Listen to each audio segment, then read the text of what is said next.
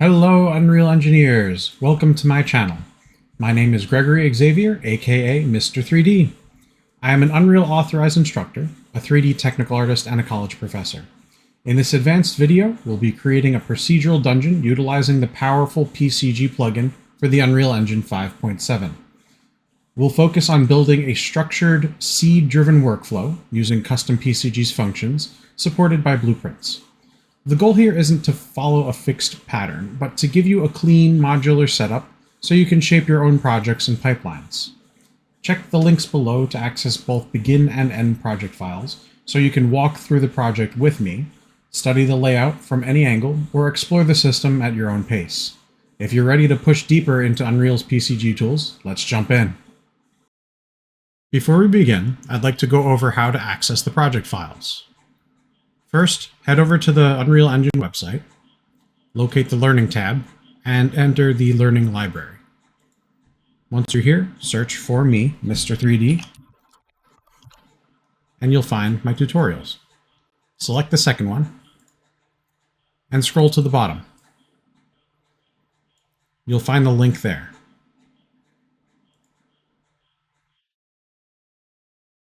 For this project, we'll start with Advanced PCG Dungeon Begin, and we will be using the Unreal Engine version 5.7. Before we get started, I'd like to show you the end product. I've opened the PCG Dungeon End project folder, and it should automatically open the Level PCG Dungeon test. If you don't see that, open up your content drawer. Inside of the PCG Dungeon Begin folder, there's a Levels folder. We're working on that one.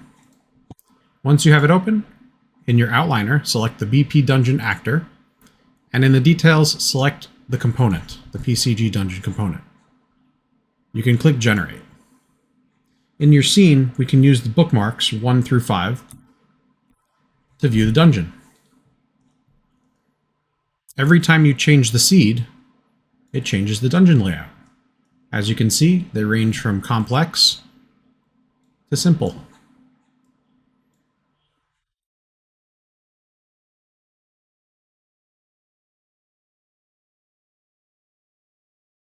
If you'd like to playtest any of these, go ahead and hit the play button. I've set up a character for this.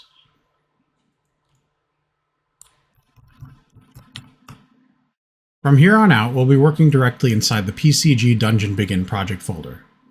Before we get started, I'd like to go over some of the content I've supplied you with. Open up the content drawer, and you'll see 2 folders. The first one should be very familiar. You have the third person folder.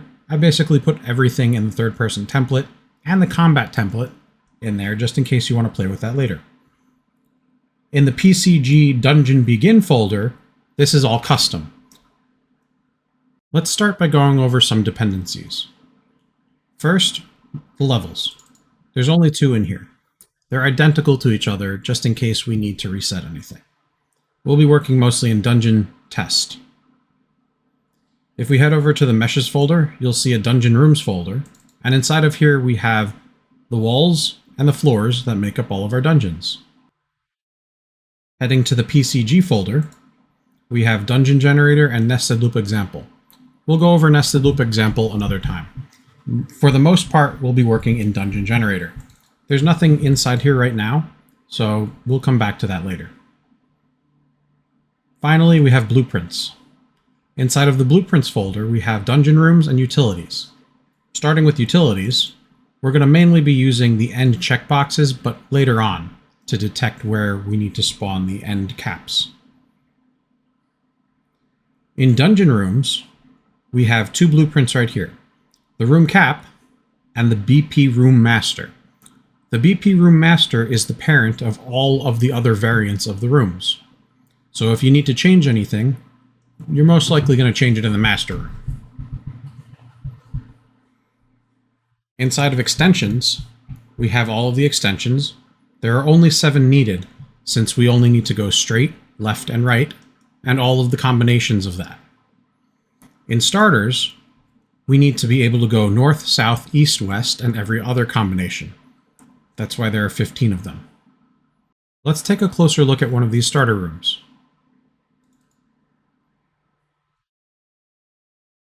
In the starter rooms, we have access to a player start.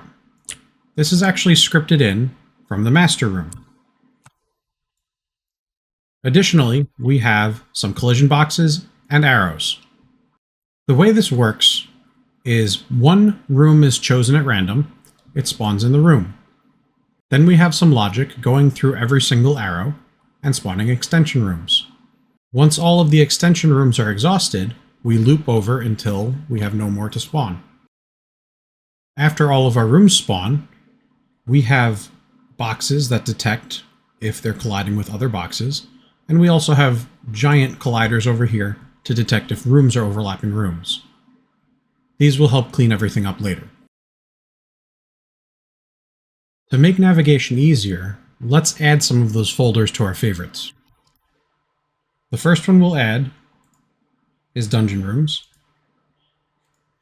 The second one is Utility. The third one is Levels. And the fourth one is Dungeon Generator.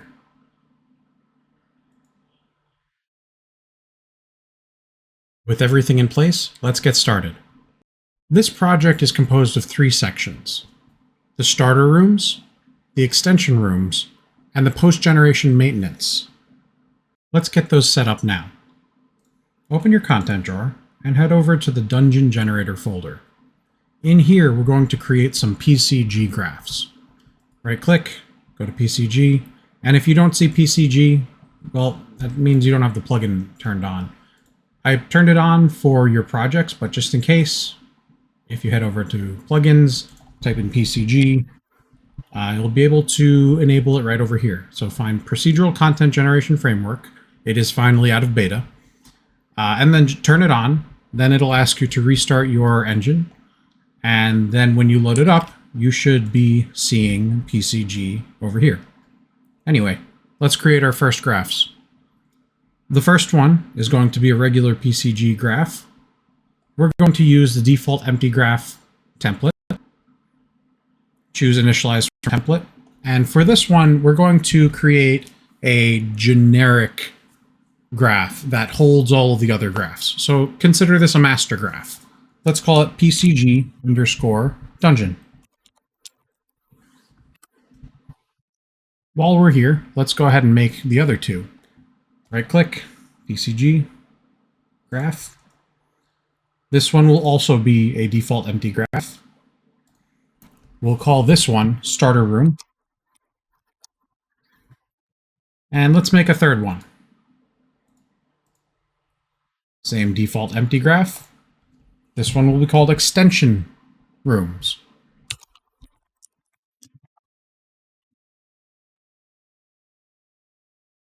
And let's head inside of the main graph.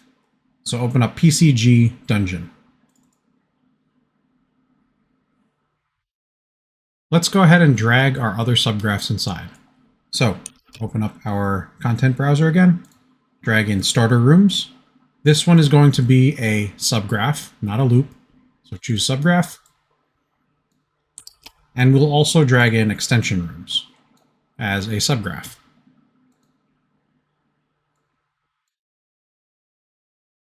We don't really need to do anything with the input or output here, so let's just skip over them and we'll jump straight into our starter room. Double click on starter room and it should open up our starter room graph. The first thing we need to do is randomly spawn in a starter room so that everything can branch out of it. Most people use PCG with static meshes, but not so much actors. So the first thing we'll tackle is how to get your starter rooms into PCG and then randomly spawn one. To get our starter rooms in, we need to create a new parameter first.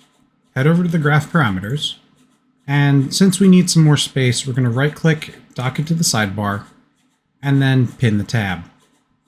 We can expand this if we need more space. Click the plus symbol to add a new property, and let's make it an array. Choose the parent blueprint, which is BP_room_master, since that is controlling all of our other rooms. Select the class reference, and let's go ahead and rename this to starter rooms. Double click, and type it in. Since we know that we have 15 rooms that we need to choose from, let's make 15 elements.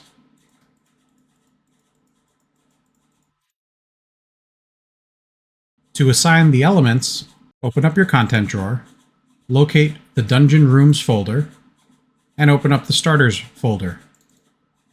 In here, we can click and drag every single room into the array elements. You don't have to pick any order in particular, and any order will work. Just make sure you don't duplicate or miss any rooms.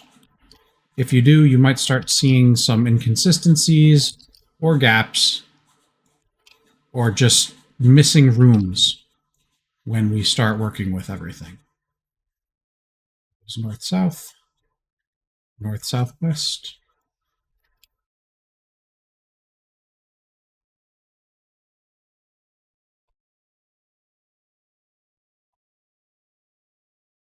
All right, and that just about does it. Once you're finished, unpin the tab.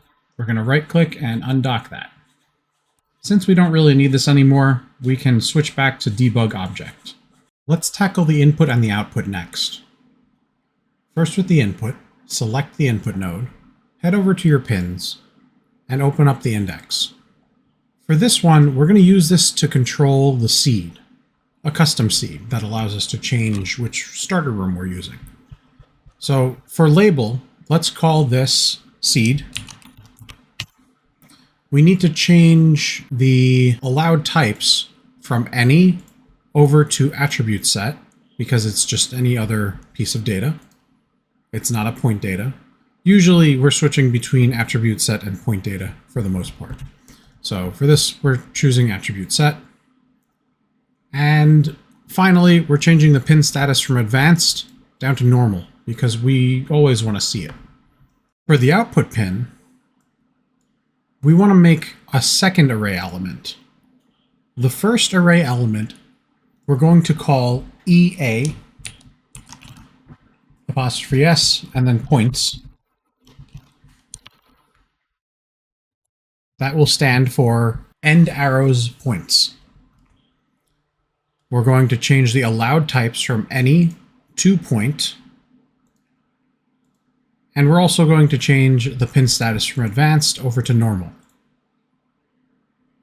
For the second pin, we're going to call this one room point. We'll change the allowed types from any to point, and this one should automatically be normal. Let's move the output pin far to the right, because we won't need it until much later. If you'd like to plug a seed in now, we can do that. We can go back into the PCG dungeon node graph. And now we actually see that we have our inputs plugged in right there. Let's right click and make an integer 32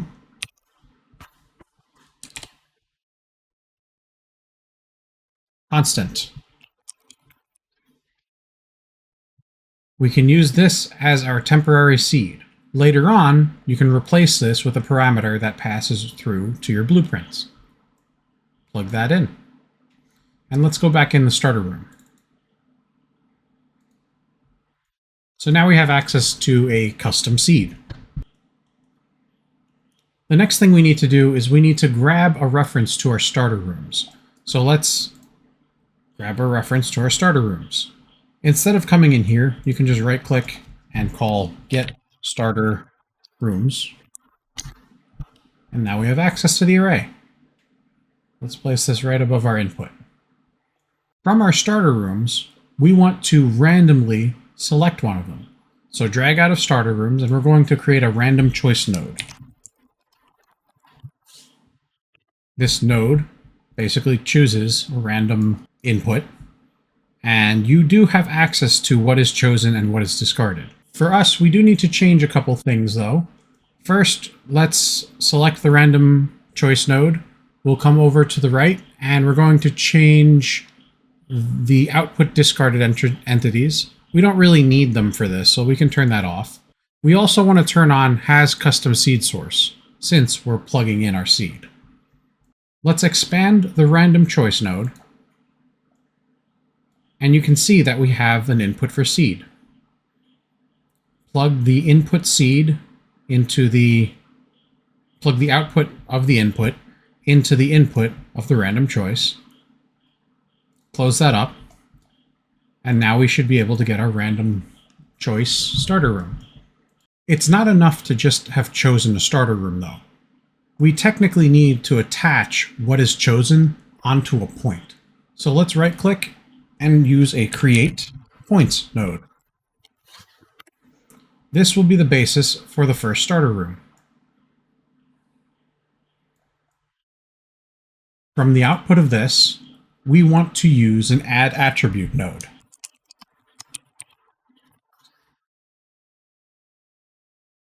Under Parameters.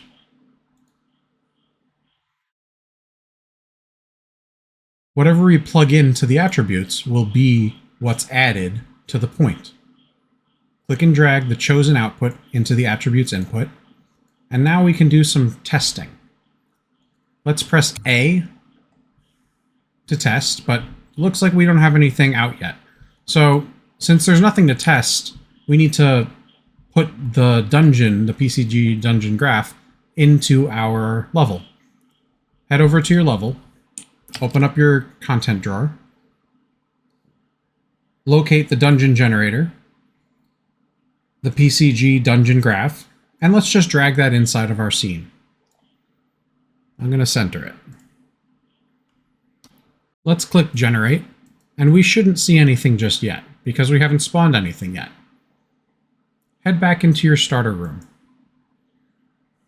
If you want to see something, we have to debug it. Let's click on our Create Points and press the D key. If we head back into our level, we still can't see anything in here, but if we zoom in, we just might. So our cube is very tiny right now. That's our first point. Head back into your starter room. Let's turn off the debug for Create Points, press D, and let's debug our Add Attribute node. Select it and press A. Now that we have it in our scene, we have access to its attributes. In the bottom, you see the index, positions, rotation, scale, bounds, and a lot more. If we scroll to the right, you'll see that we have a file path. To see all of the columns nicely, click on this menu and choose Expand Columns to Max Width. Now you can see everything clearly. The room that the random choice is porting over to the Add Attribute node is BP Room Start East. We can see that it added it here because if we debug the Create Points node, there's no such column at the end. The Add Attributes node adds the last column and references the object with a soft reference. To make this a little nicer, we want to name that column. So with the Add Attribute node selected, we're going to head over to the output target over here and just rename it. Dungeon Room.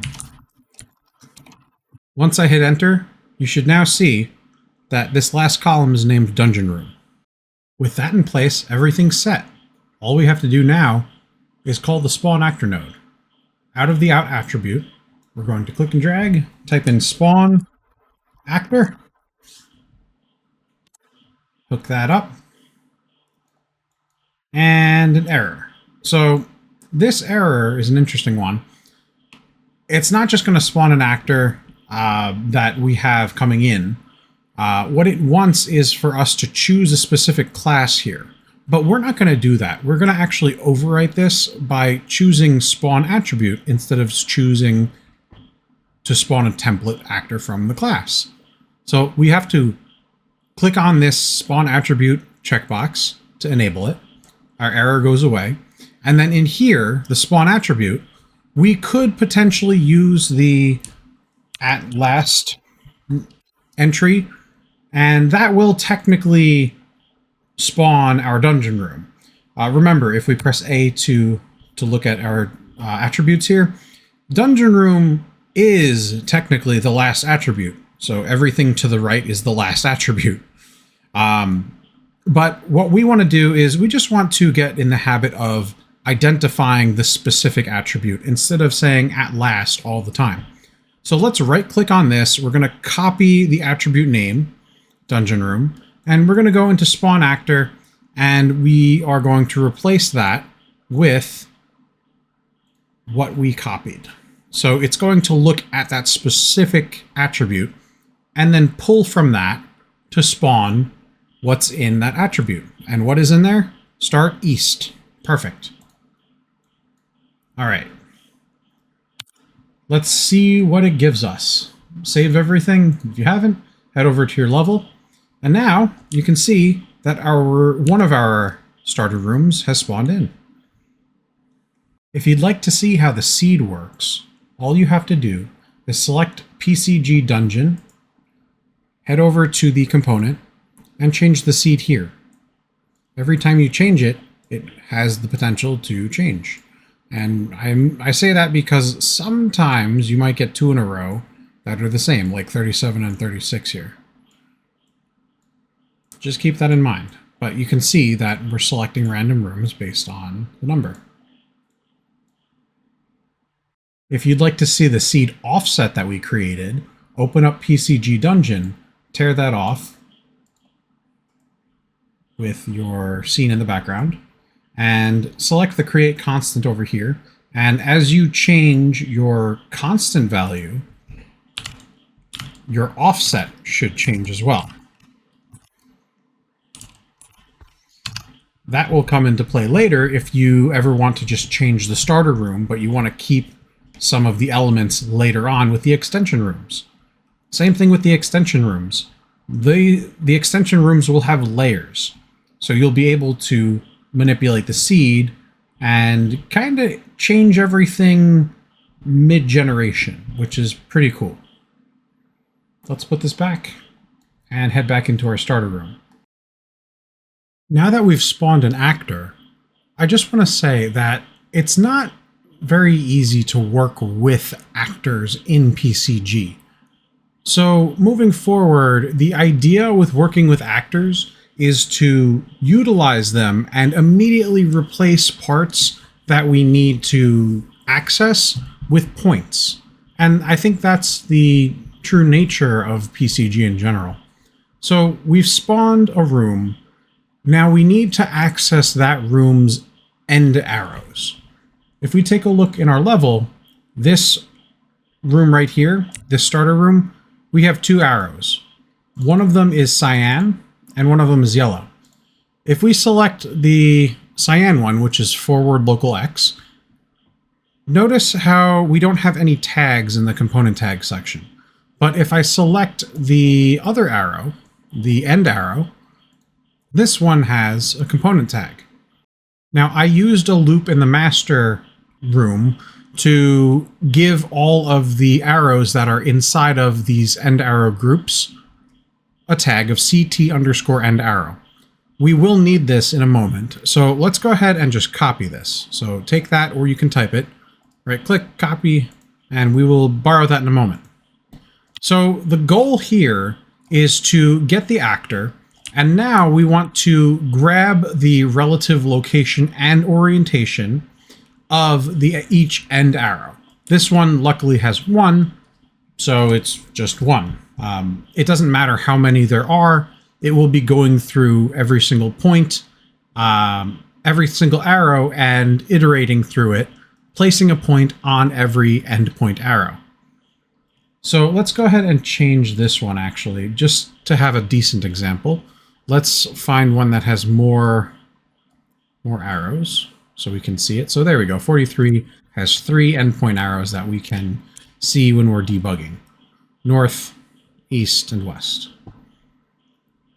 Let's head back into our starter room. From here, we need to access those arrows. So there's really only one node that allows us to do that. it doesn't connect directly out of here right away. We need to modify it first. So right click, we're going to call the get actor data node, select it under spatial. And this is what it looks like. Right off the bat, again, we don't have an input node. So we need to change some settings on this one. In our details, in the actor filter, this is what allows us to choose where our data comes from. So we want to change it from self to from input. And now we have an input node. In addition to that, we want to be able to filter what we're selecting. So first, let's hook this up. So out goes to in. That's pretty simple. And now we can change some things. Since we have our 3 arrow point starter room over here, we can now select our get actor data, press A to grab our information, and whoa, look at that list. There's a lot of stuff in that list. This list is basically just information about the things that are on that actor. If we click on this, we can see all of the grouped data.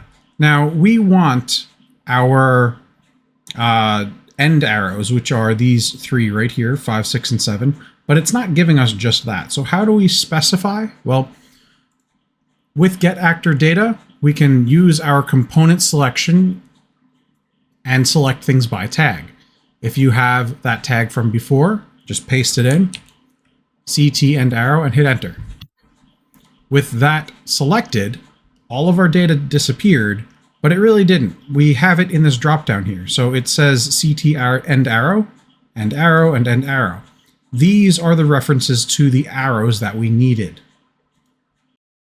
Once again, just like our spawn actor, how we specified the dungeon room attribute, and also in the add attribute, we added the dungeon room. Let's head over into get actor data and change our actor reference selector to just actor reference. Instead of having at last here, we want it to be very specific to be our actor reference.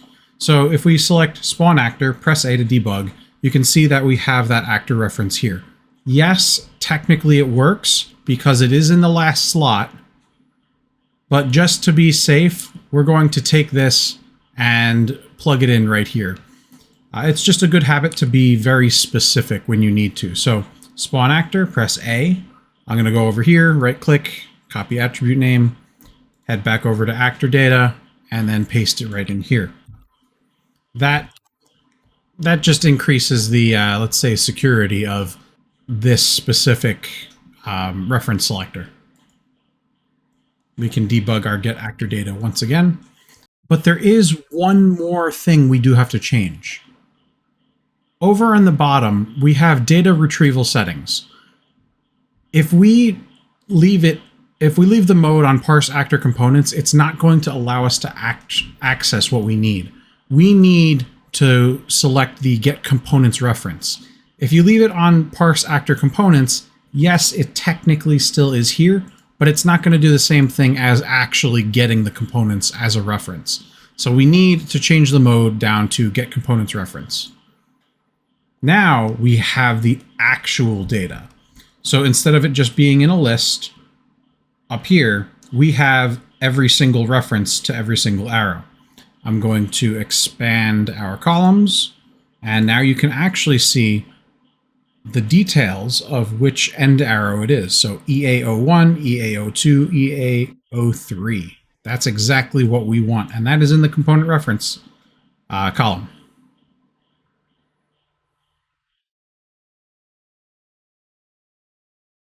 Awesome. Now we have access to the actor through a node. We also have access to the components. So what do we do with this? Well, we need to access certain properties from each component. How do we access them? Well, there's one node that can be used in multiple scenarios. It's called the get property from object path. Right over here. Get property from object path. Now we will need 2 of these, so I'm making 2 right here, so a top and a bottom. But I want to talk a little bit about how we use these. So These reference the components that are given to us from the get actor data. But in order to actually grab any properties from this, we need to know exactly what properties we're going to grab. And we plug those names into this property name over here. I know which ones we need, so we are actually going to grab the relative location and the relative rotation. That's why I made two. So let's just go ahead and type that in. Relative location and relative rotation.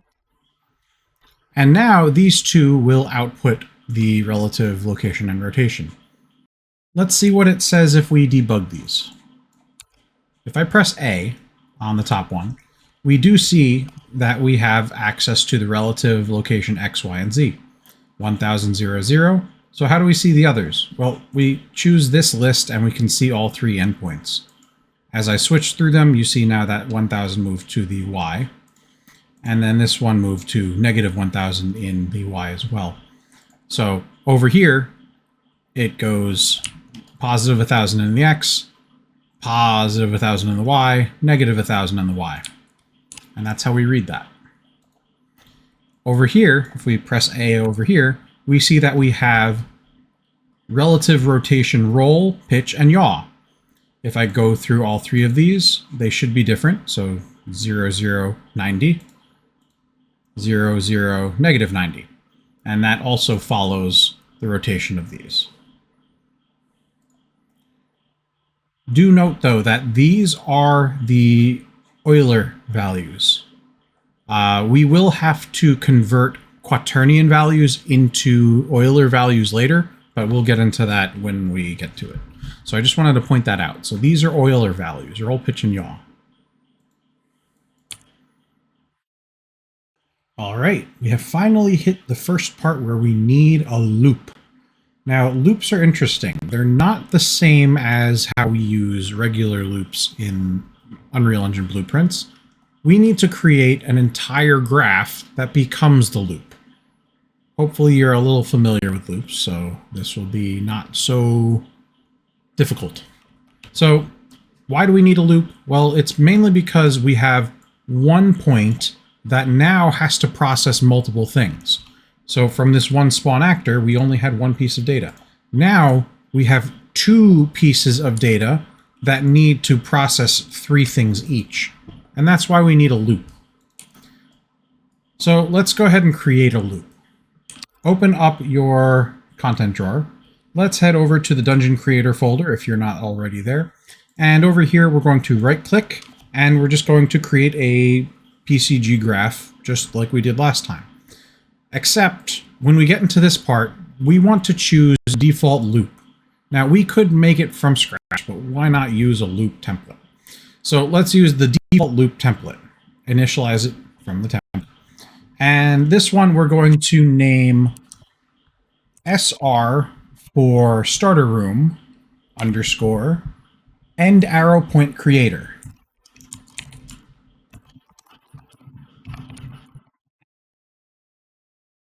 I'm going to be detailed with these just so that it's easy for you to learn from. So SR for starter room, and this is the end arrow points creator.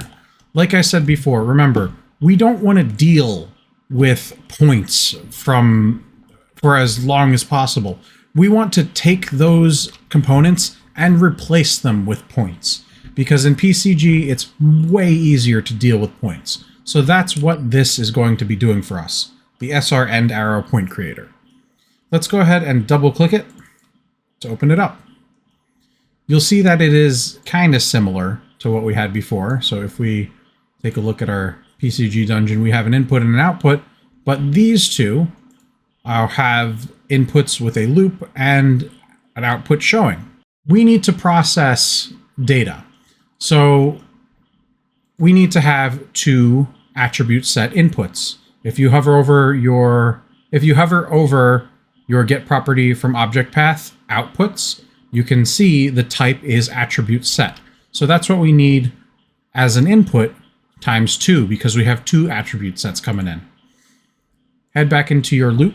We're going to select the input, open it up, and we're going to change the label in to EAs, EA apostrophe S for end arrows. And then we're going to say positions. So end arrows positions. That is going to be a loop because we need to pass in multiple sets of data. I'll talk about this in a minute. We also want the allowed types to change from any over to attribute set. So that is the first setup here. We need to make another input. Name this one EA's rotation. Rotations. And we're also going to change this one to attribute set. But note that this one doesn't have a loop because when you create them, they all come in as normal. I want to talk a little bit about this. So normal and loop and feedback. Feedback is its own topic. Normal and loop. Normal means that it just takes in data once, and it could take in a group of data, which are the points, or it could take in attribute sets or any one thing and process it one time. When you choose loops, loop will act the same as normal if you have one input. If you have multiple inputs like we're doing, then loop will be necessary because it needs to loop through all of the iterations. Feedback is a totally different animal. Basically, when you put feedback in, it kind of works similar to a for loop with a little preset that you'll definitely need to set up. It is not a for loop. I just want to say that it basically takes in data, and then whatever is ported through to the output, if the output node is a feedback node and the input is a feedback node of the same name, it'll take that data from the output and then feed it back into the input, into that specific thing, until the loop ends. So feedback takes data out of the output and brings it back into the input and reprocesses it. So what we're going to use is loop because we only need things to process once and then move on. So let's just set that to loop. We'll move output over to the right. Let's just give it some space. And well, now we can tackle the output. So let's open up output. If you go from one to another, it just automatically opens it. And let's name this label out to be EA's points, because these are the points that the end arrows are going to be utilizing. The usage is going to be normal, and allowed types. Usage is going to be loop. And then allowed types are going to be points, because we are going to be outputting points. So we're taking in data, we're creating points somewhere, and then we're outputting those points. All right, now to the fun stuff, loops. So let's utilize all of that data and create some points. Right click, we're going to make a create points node. We'll put it up here for now because we do need the space. And the one thing that we're going to do different from here is we're going to change the bounds. So if I open up points to create, index, I actually want it to be not too big, but just visible and large enough to use later, because we will be using these cubes in a sort of animated way. Let's head over to bounds min. We're going to change this from -1s to 50, negative 50s, and then the bounds max to 50s. So -50 and then 50. Oops. There we are. If I debug this, I might see it in our level. Might not yet. We will see it soon. It's because we haven't added it to the chart yet. So we'll see that a little bit later. But right now we can at least debug it a little bit. Oh, no, we can't debug it yet. We need to add it over here. So we'll be able to see stuff when we plug it in here. So yes, we've created a point. Now we need to transform the points based on our end arrows, positions, and then rotations. So how do we do that? Well, it's pretty simple. We can manipulate points by using a transform points node. Transform points, right over there in point ops. Select that, and that doesn't really give us much to work with. So we do have to use a drop down, and there are our inputs. Right off the bat, we do have access to offsets, min and max, rotations, scales, and some other settings. What we're going to focus on here is offsets and rotations. Now, we can't just plug these directly into our offsets. We need to extract some data from our points and then add it to it. So from here, we need to take our point data and we need to extract some data from it. So off of this, type in extract attribute, and we're going to duplicate that because we need 2 times the attributes. Plug that into create points. Now, when we get into the second one, it gets a little complicated, but for now, we're going to extract some data. We need to see some data first, so let's go back into our starter room. And we're going to add that loop that we created. So SR end arrow point creator, drag that in. And to create a loop, it'll ask you, do you want to make a subgraph node or a loop node? You have to choose loop node. Okay, cool. So now it's in. Let's go ahead and plug the relative location and rotation out and plug it into here. Note that when I plug one in, it gives us an error and says, all entries need to be the same. So they do need to be the same, otherwise the loop won't work. So here we have 3, and here we have 3. So they need to be the same. Let's open up our loop once again. All right, so now that we have 3 things plugged in, we can actually see the points over here that are spawned. So 0, 1, and 2. It's going through all of the inputs and spawning. Now it's creating points for each input. Now I say for and not on because it's not spawning them on the inputs because, well, they're not plugged in yet. But it is spawning 3 for the 3 iterations of the input. We're only creating 1 point here, so it's pre-processing 3 points. So for each of these pre-points, we need to extract some attributes and then add to the positions that we have here. So create points. If I press A on here, we see that the second point, the first point, the first, second, and the third points all have the same positions, rotations, and scales, all the same transforms. The inputs, if I press A on that, again, we've been through this. All 3 of them will have 3 individual different inputs. So that is relative location. If we want to change to rotations, switch over here, and we can switch between the 2 inputs. We can see 0, 90, negative 90. So that's how we view data. Inputs are here, inputs and outputs, I should say, depending on what we have selected. How many of them? And then over here are the points themselves, or the iterations. I shouldn't say the points. Those are the iterations. Okay, so we basically want to take these points and we want to add these to it. So the first one is very easy. This one up here, we actually need to specify what attribute we're extracting. So with this selected, we need to go over to the right and look at the input source. It's taking the last input, which is not exactly what we need.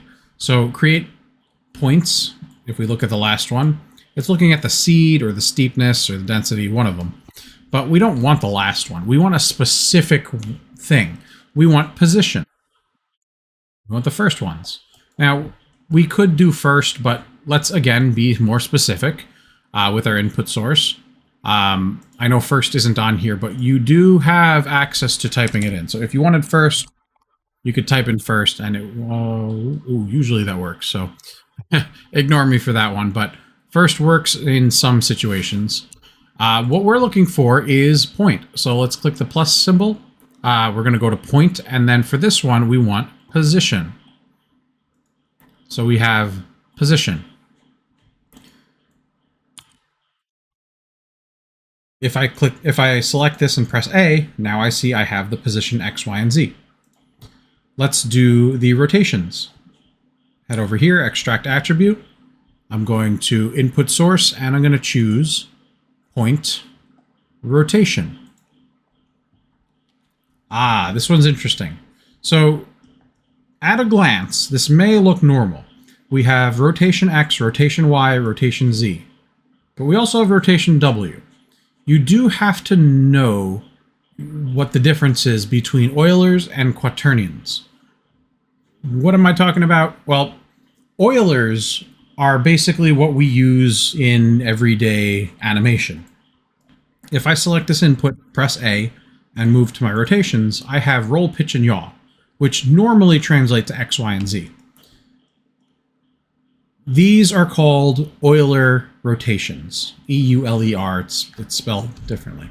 So with Euler rotations, these are technically measuring rotation. Rotation is the act of rotating. It's the act of moving. It represents animation.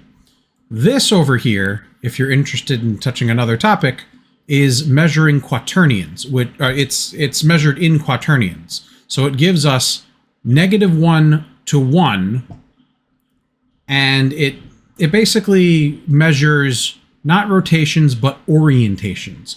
Orientations are the final result of a rotation. So it's basically a vector that's pointing in a direction. And every single time you update a quaternion, you don't see the animation, you just get the end result. So that's what quaternions are, and it's measured in a 4-dimensional sequence over here. So we don't just have X, Y, and Z, we also have W. That's a whole topic on its own. I don't really want to get into it now, but just note that quaternions and Eulers are two completely separate things, and if we try to add them together, they're not going to be happy. So we need a special converter to convert Eulers and quaternions into a, well, we want them to be in an Euler output, because the scale, the rotation takes in rotators. If we press A on the transform points, we see that we have roll, pitch, and yaw here, which we now know are Euler rotations, not quaternion orientations. So let's start with the easy one. We have the position X, Y, and Z, and we want to combine that with EA's positions, relative location X, Y, and Z. Well, we can do that easily with an add node. So let's take the extract attribute, drag off the out, and we're going to type an add. And from here, it's going to automatically plug into A. Now, into B, we can easily just plug B into the EA's positions output. And this right here, if we take a look at both of them, so 0, 0, 0, this is an easy math problem now, plus 1000, 0, 0. If we press A on the add, will be 1000, 0, 0. And it has converted it into positions for us. So this add attribute math op will convert it for us. Now, if we took that over here, I'm going to just show you, and we plugged in add over here to this, we will get an error, and it says they're not, the types are not supported, which is what I was talking about before. You do have to know a bit about rotations and orientations, and also how to convert Eulers into quaternions and quaternions into Eulers. But luckily, we don't have to know how to do that. We just need to know the node that does do it for us. So to do that, we're going to click and drag out of the out. And the node we're looking for is called rotator combine.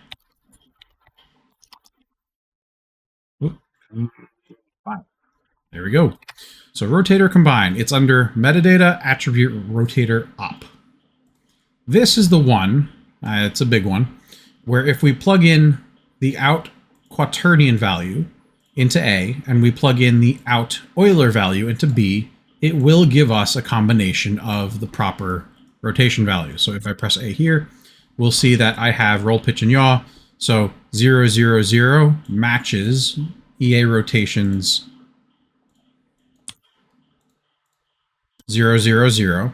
Then just to go through them all, I will say 0, 0, 0, 0, 0, 90, 0, 0, negative 90. And over here, we have the same thing. If I just switch that over there, 0, 0, 0, 0, 0, 90, and then 0, 0, negative 90. So it did the proper conversions, and we're all happy. So that's how we get everything in order. That's how we pass data from our arrows over to points, and then, well, now we need to actually make the transformations. So what we can do here is basically push the adds into offsets and push the rotations into the rotations min and max. But before that, let's take a look in the scene what's going on here. So if I did not debug it, so let's head back. Let's go ahead and debug our create points. So press D there. And we can now see that our box has spawned in the middle. Now, technically, this isn't just one box. It's 3 boxes. So when I take this, I'll tear it off, and I'll show you this here. The second that I plug those in, I'm going to take the create points, the add, and I'm going to take the add out A and plug it into the transform points over here. When I plug it into the offset min and the offset max, you should see. Oh, right, we didn't do that yet. One second. I'm debugging the wrong thing. So it didn't move because these are the original points. When you're debugging, you have to be on the node that you want to see the action from. So I'm going to debug on the transform points here. So we see it here, and it is not moving because all of our attributes are technically 0, 0, 0 right now. Nothing's plugged in. The second I plug them in, then it will move. Out min, out max, and you see we got the locations, we got the points of the arrows, but now we need the rotations. The way that I like to visualize rotations is just changing the debug node, actually. So if we make this a little larger, an easy way to change debug nodes, and debug nodes are from node to node. So if I change it here, it's not going to be the same in another node. If I select a transform point node that I'm debugging, go to the details, scroll down to debug, and head over to point mesh, I can change the mesh over here. There is one that I like. I think it's an arrow, but you can change these to be whatever, whichever one you want. If I head over to, I believe, engine and plugin, I can find an arrow that works pretty well, and you can see the rotations of it.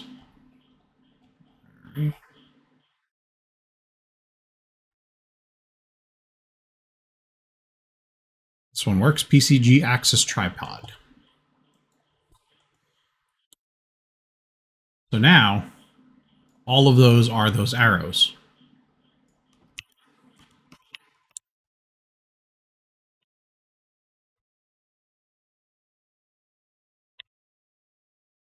You can see that they're all oriented in the same way, though, which is normal because we haven't plugged in the actual orientation yet. So when we plug in the orientation over here, rotate or combine into rotation min and max, we should see them rotate. So out into in. There we go. So now we know that they are oriented correctly.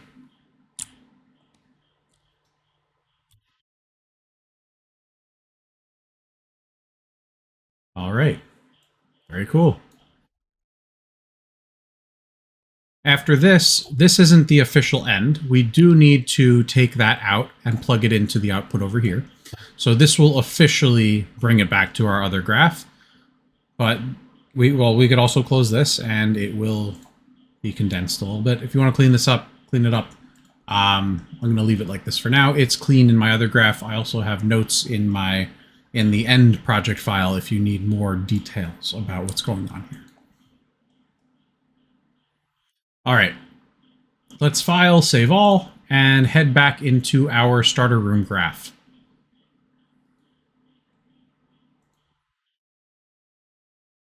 If you want to ever see an output debugged, you can also debug the graphs themselves. So if you select the graph, press A, it'll give you your outputs here.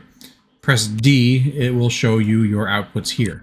And like I said before, the debug objects are per node. So it went back. This one is a cube. The arrows are inside of this loop. To see the outputs of this, we can go through each input and output here, but we can also see the outputs of the points by scrolling through this. So we have 0, 1, and 2. We are almost done with the starter room. So let's finish it up. With the SR end arrow point creator, we're going to drag our output right over here, and we're going to do two things. The first thing is we need to plug the end arrows points into the output of the end arrows points. And we want to grab a reference to the room point, but we don't want to grab this one because this one was just there for reference. So let's create a brand new one right over here. So right click, create points. And since this is global, again, it's just going to place it in the origin. We don't really mind placing it in the origin for this, mainly because this is the center of our world. So wherever we place this is going to be the center.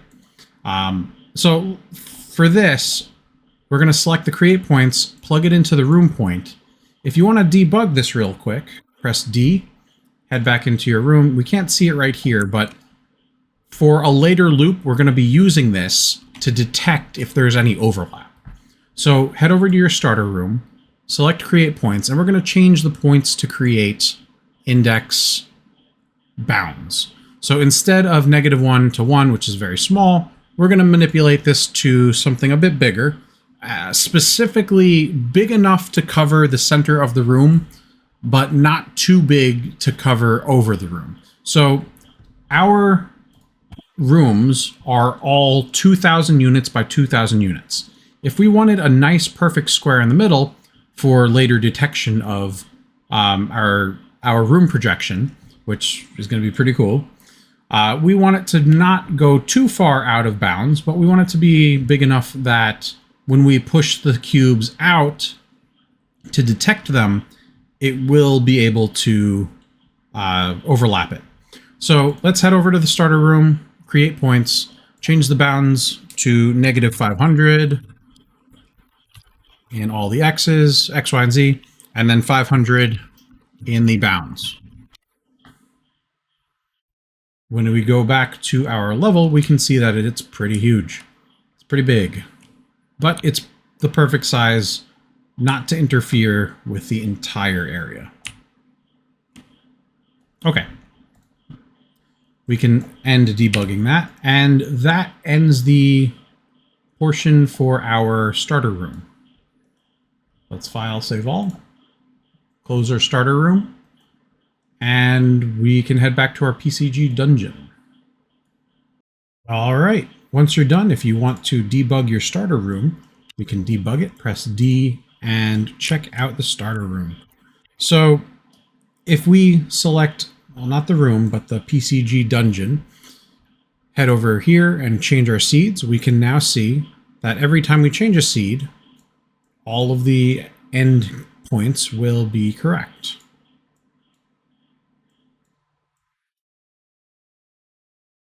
All right, I'm going to go back and we're going to disable that debug. Fantastic. Let's move on to the extension rooms. Okay. So in here, let's set up our inputs and outputs first. So the inputs are basically taking in what we outputted here, but it's also going to feed itself back into each other. So for the input, let's open up our pins, open up our index, And let's name the first one end arrows points.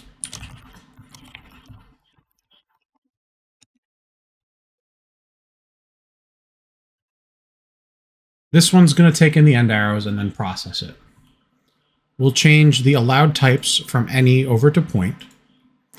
And then don't forget we need to change the pin status from advanced to normal, just so that it shows up. Let's make another pin. The second pin, we're going to name this one room points. It will be of type point, and that should be normal as well. Let's make a third and final one for the inputs. The last one is just going to take in a seed, so let's type in seed, just like the previous graph. The allowed types are going to be of point again, and again, it's normal. Oh, no, not point, sorry, attribute set. I was stuck on a loop. Attribute set. All right, so point attribute set. Now let's move on to the outputs. For the output, we really only want two. We don't want the seed, we want the other two. So you know what? Since it's just gonna keep looping through, let's go ahead and label them the same way. So the first one is going to be end arrows points.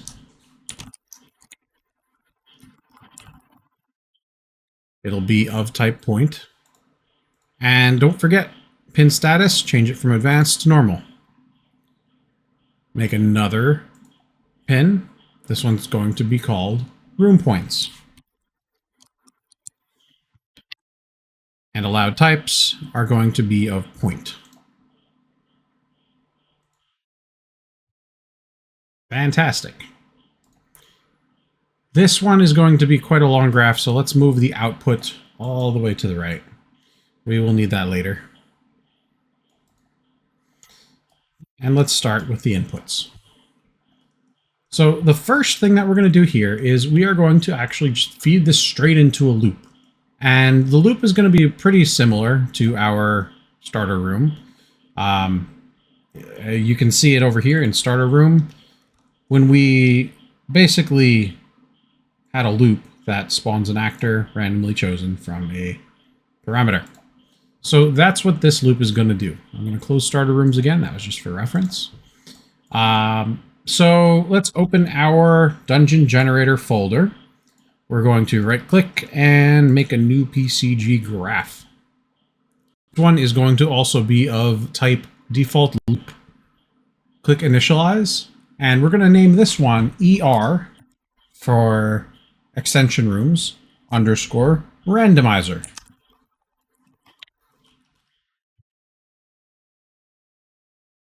Open up your ER randomizer.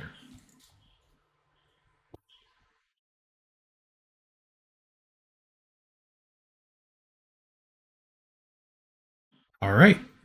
So in here, we're going to set our inputs and outputs again. For the inputs, we're going to make two pins. The first one is going to just be called EA's points. For end arrows points. We are going to keep this one as a loop. We're going to change the allowed types to points because we're passing points in. And don't forget to change, the pin status seems to be normal. So that's what happens when we start with the loop template. Now we need to make one more input pin. This one's going to just be called seed because we're passing it through. And the allowed types are going to be attribute set again. So seed and attribute set. For the outputs, let's select output. We just need one output, and that's going to be identical to the previous one. If you want to start copying and pasting, we can just do that. EA's points, copy that, paste that into the output label. And this one is also going to be of type point. Let's move the outputs over a little bit, because we don't need a lot of space, we just need a little space. And we can get started. So basically, we're just copying the last loop, but with a slight change. So it's not exactly the same. First, we do need our parameter. So let's open up our graph parameters. We can right click, dock to the sidebar, pin it, and extend it. We're going to make a new parameter. We can double click on the name. Let's name this one extension rooms. We are going to click on this and search for the BP underscore room underscore master again, because that is the master of all the rooms, and choose the class reference yet again. Let's make this into an array. If you haven't figured it out yet, you can right click and you get this menu. So right click, change it from a single to an array.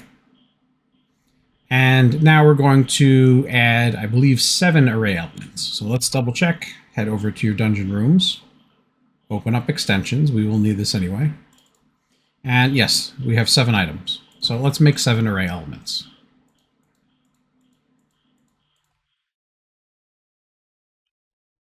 All right, just like before, moving your extensions into the elements.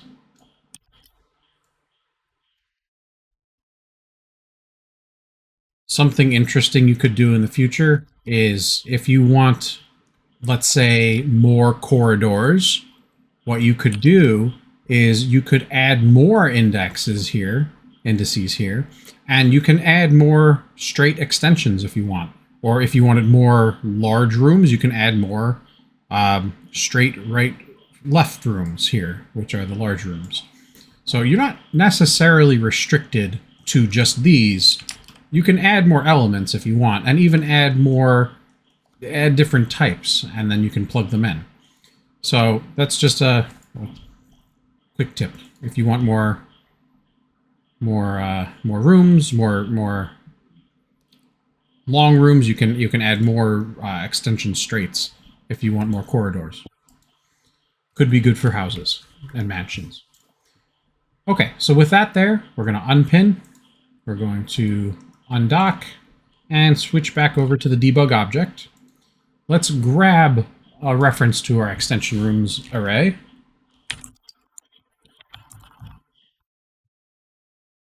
And let's set this up pretty much almost the same as before. So I have my extension rooms over here. I need to select a random choice. The random choice needs to be configured. Excuse me.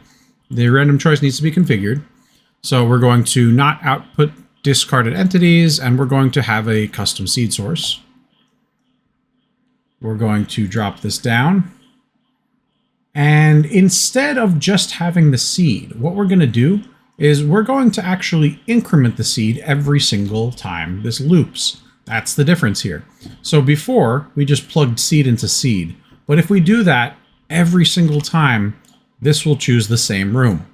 So to offset that, we're going to use a little trick by utilizing this loops index to increment the seed input that we have coming from outside. So right click over here, we're going to get the loop index. And we're going to plug the seed into an add node. We're going to keep it simple. You can use add, you can use multiply, whatever you want, but I'm going to stick simple. We're going to use add. And we're going to plug in the loop index from out into B, and then this out attribute into the seed. What this will do is basically every single time this loop iterates, it increases by 1. Starts at 0, goes to 1, 2, 3, 4, 5, every single iteration. Every single time it does, it will change the number. It will change the seed, and therefore giving you random choices every time. All right, cool. So we now have our random choice extension room, but we do need to add it to an attribute. And this is also where this is going to change a bit. So out of our EA points, we don't want to add it and then spawn it right away. We want to do a few things before we actually get to spawning it. So out of EA's points, we're going to click and drag, and we're going to add an attribute, just like we did before. So add attribute under parameter. We are going to connect the chosen extension room to the attribute. We are also going to set the output target to dungeon room, just like we did before. And this time, we're not going to create a spawn actor node right away. We're going to plug it into the output, because we want to do a few things before we actually spawn it. Let's file, save all, and we can close the randomizer. Let's add it to our graph. So we're in extension rooms. We're going to add our randomizer. Let's head over to Dungeon Generator. Go to ER Randomizer, drag that in, and make sure that you choose loop, please. Make sure you choose loop.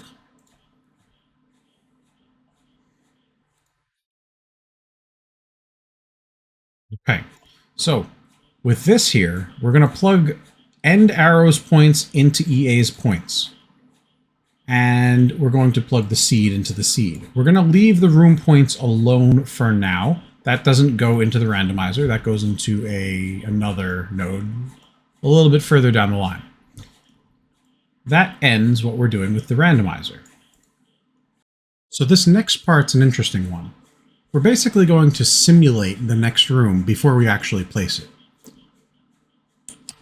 Let's open up our Dungeon Generator folder. We're going to right-click and make another PCG graph. This graph is also going to be a loop. Initialize. And we're going to call this one ER_projector.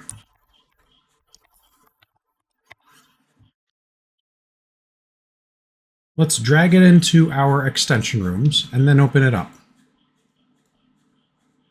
Make sure it's a loop node. Let's open it up. Inside of here, we really just want two things. We want the end arrows points in, and then we want to send out the next room's points. So let's select the input. We're going to open up our pins and our index. We're going to change the label from in to EA's points, as we have been doing this whole time.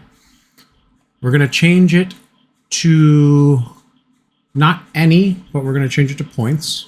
Leave it on loop because we need it as a loop. And let's change the pin status is normal again, so let's leave that alone. Now, we don't really need anything else for the input, so let's change the output to what we need it to be. That will be, we're not going to be sending out the end arrow points. We're going to be sending out the next room's points.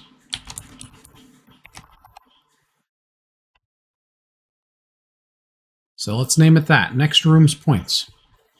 We'll change the allowed types to point, usage loop, and keep the pin status as normal. This one's going to be fairly simple, so let's make a little bit of room. The first thing we need to do is create a point. So let's do what we've been doing, create points. And as we know with our rooms, we need to basically make it as large as the previous room. So on create points, open up points to create, open up the index, and we're going to change the bounds min and max to -500 and +500. Again.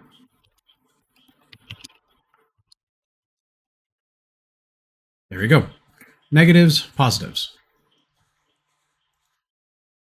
Next, what we're going to do is we're going to use a new node called the copy points node. What this does is it basically takes in two sets of points, copies certain attributes of one, and passes it through the other. So we have the EA's points. Before we can test this, let's just hook it up to the extension rooms. So we've created the inputs and the outputs. Let's open that up and just hook this up properly. So we're going to take in the randomized EA's points. Let's head back into the projector, and now we can actually see what we have, what we're working with. Press A. Well, we have to generate our room. Okay.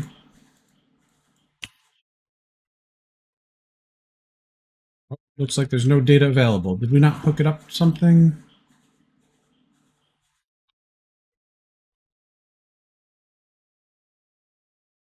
Ah, here we go. So we actually haven't hooked this up yet, which is why we haven't been able to see any data. So in order to see data, we need to actually hook this up. So let's pass EA's points through to the extension room's end arrows points, and the room points into the room points. Now let's head back into the projector. So now we can see, there we go, there's our point, our 1 point. We can see this point here. It is position Y at 1000, it's rotated 90, and there's only one of them. Is that because we only have, it's because we only have one. If you want to see more, we can change it up. 43 works, so we should have 3 points incoming. Now there we go, we have 0, 1, and 2. So we have 1000, 1000, we have 1090, and 1000, negative 1000, negative 90. So, back to the copy points node. So, let's just create it first and then I'll show you. So, out of create points, again, we have nothing. It's just all zeros. Drag out of the out, and then we're going to type in copy points. It's in the sampler section. It'll automatically hook up the output into the source. Now, it's grayed out, or it's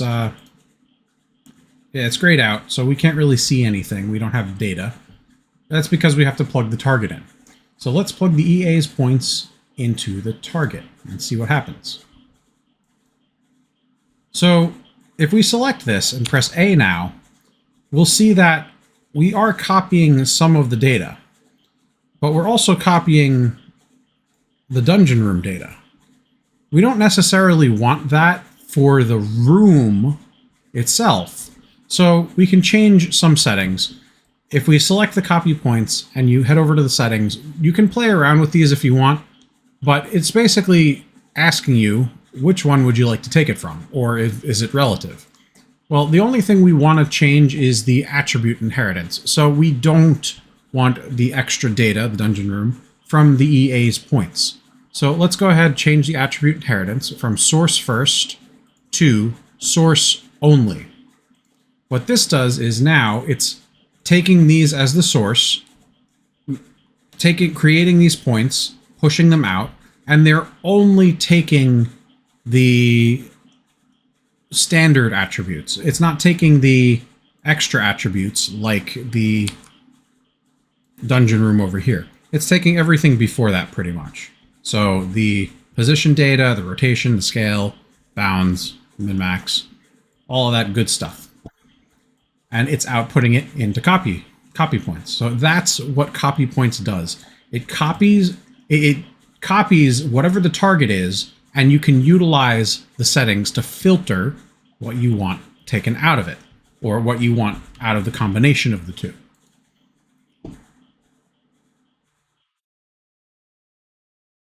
All right, so that's interesting. Let's go ahead and see what happens when we debug it.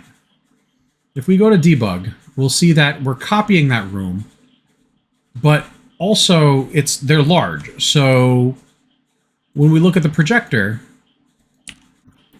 if I debug the create points, it's basically showing 1 point. If I then show the EA's points, it shows the smaller boxes on the end. And when we copy the points, when we copy the large points and the EA's points, it kind of combines it in a way that it places the large points at the starting point of where those smaller points were. We do need to do one more thing, though, in order to truly project a room. So these are only at the endpoints. Now, we have pushed it about 1,000 units out in the X. We still need to push it 1,000 more units in order for it to be a true projection. So out of the copy points, we're going to drag, and we're going to use another transform points node. This time, we're not going to be utilizing any of the inputs here. We're just going to manually plug something in.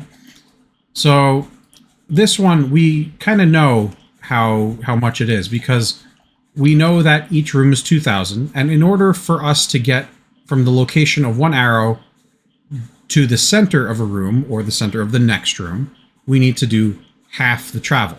So half of 2,000, 1,000.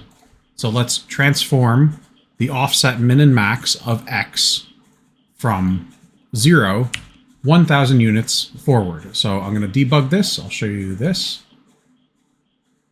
Let us tear off the projector so you can see it. When I plug in min and max, it will push it out to the next room, projecting the next room.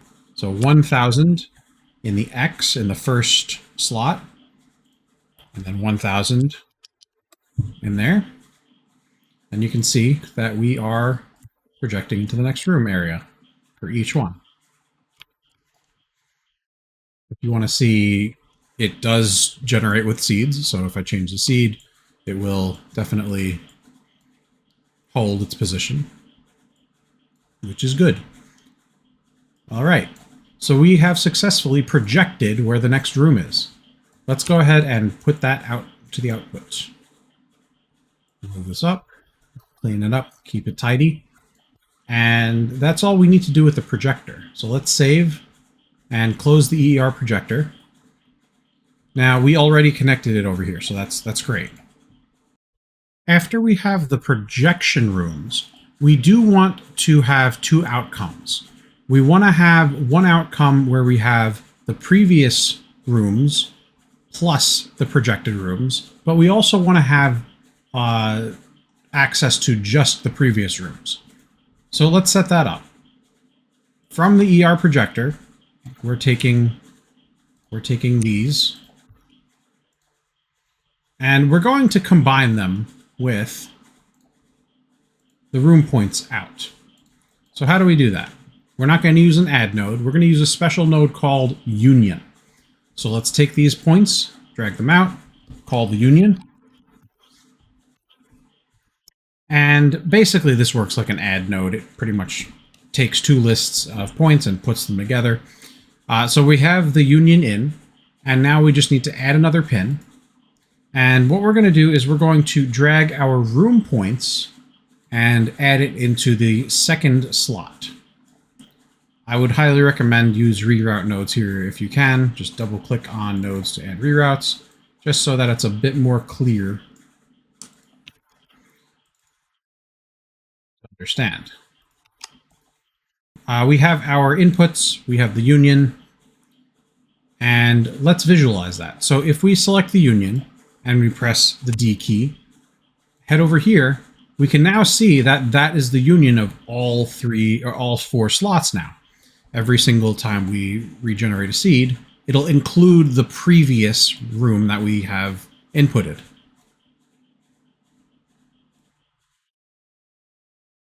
All right, so that will be useful.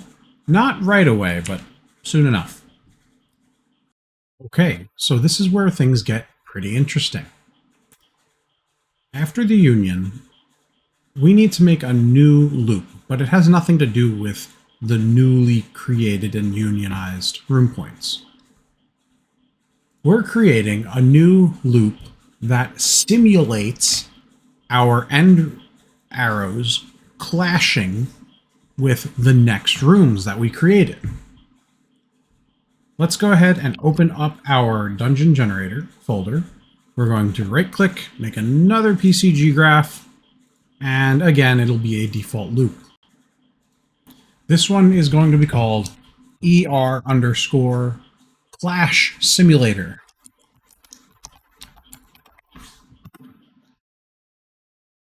Let's go ahead and drag that into our extension rooms, and we'll create it as a loop node, and then jump right into it.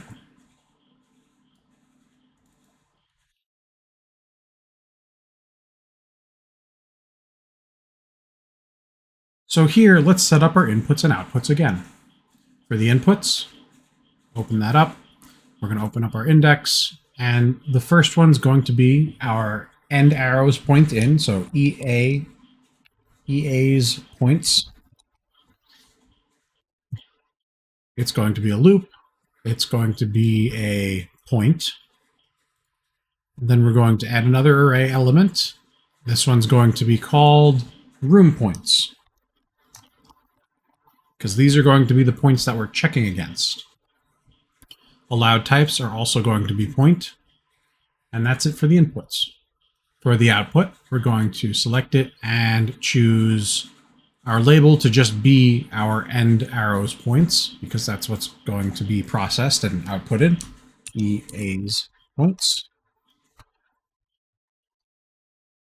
The allowed types are going to be points, and we'll set it to a loop. Okay. So, with that, again, let's move our output to the right. Give it a decent amount. And let's get started. So, what are we taking in with our ER clash simulator? Well, the EA points, these are going to be the points that are from our randomizer. So these are the standard points that we got. We're going to plug them directly in here. So why not? Let's go ahead and do that now. We can use a reroute node to bypass that. So let's drag our EA's points out and plug it into our Clash simulator. Double click, make reroute nodes just so that we are clear.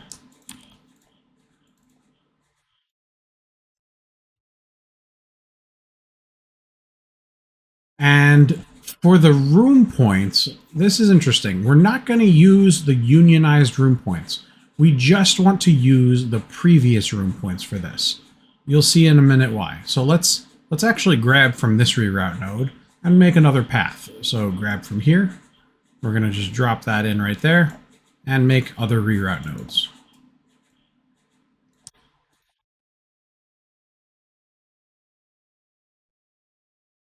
Okay. Not too bad, not too many crossed wires, just one right there.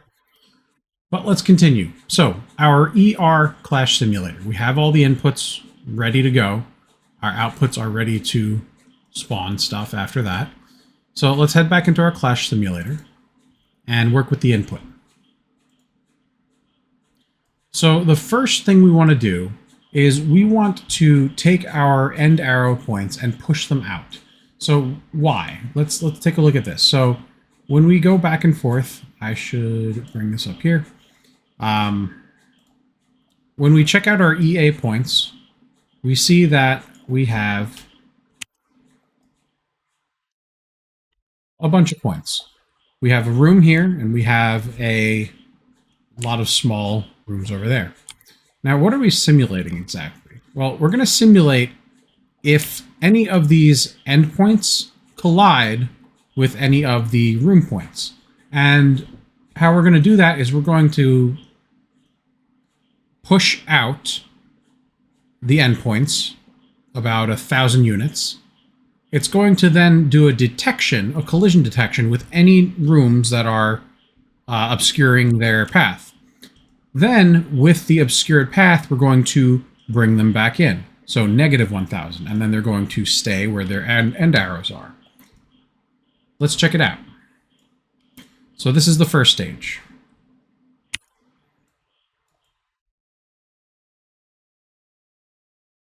The first step is to push them out. So let's take our EA points, and we're going to create a transform points node.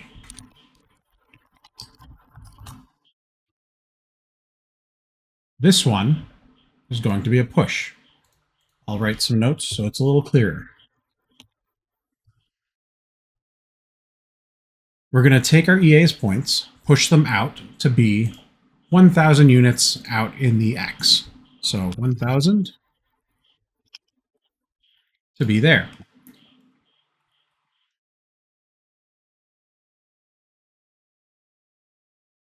Do debugging.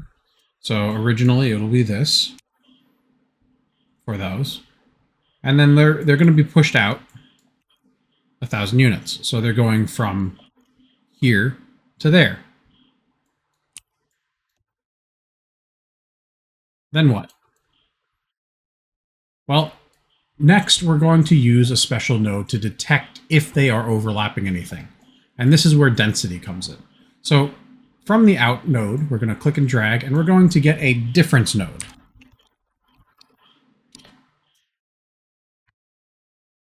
This node's pretty cool. We can do a lot with it. I'm just going to go through the settings that we're going to use. So with this, we are basically going to use it to check overlaps, and then we're going to set the density based on that. So what would it be? It would be overlap check, and then density set.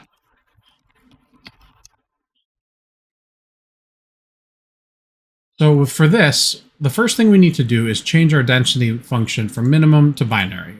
It's just a better formula. Next, we're going to change our keep 0 density points from off to on. So we're going to turn that on. This allows us to keep both of them. Otherwise, it would only give us 1. What do we plug in for the differences?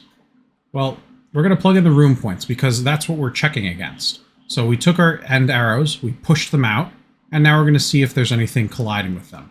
So out of room points, click and drag and drop that in differences. I would recommend putting reroute nodes here. And by default, we're definitely not going to get any results. So since we're not, we can technically make a mini simulation. So let's go ahead and visualize that. So from the input, we have our main points. We push them out. And now we're checking the difference. Technically, nothing's happening. But if we want to simulate this, we can take another transform points, duplicate it, and this is just temporary. This is like a debug. So we can take our transform points from our room points, plug it into the in here, plug it into the out there, and simulate that. For this one, it seems like we're pushing it out in the x-axis. Let's push it out to the right, just so it's a little bit easier to visualize.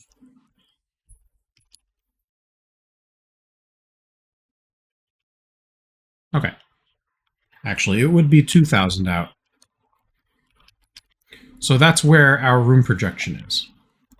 Now, with this here, if we now check the difference, we can now see, because that room is simulated to be there, when we check the difference, we'll now see that our difference node took the overlapping point and it inverted the density. So the density is now 0.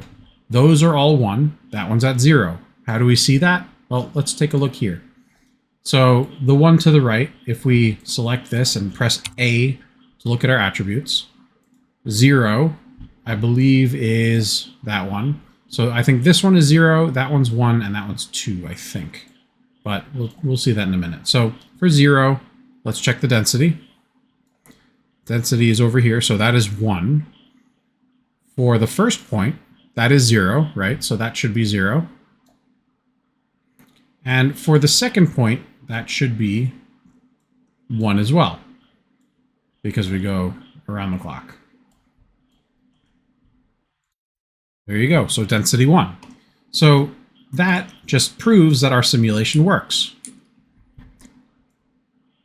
If you want to unhook it, we can just deselect these.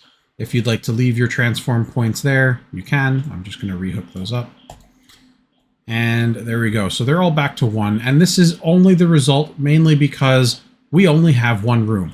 Once this starts iterating more and more, you'll have more collisions.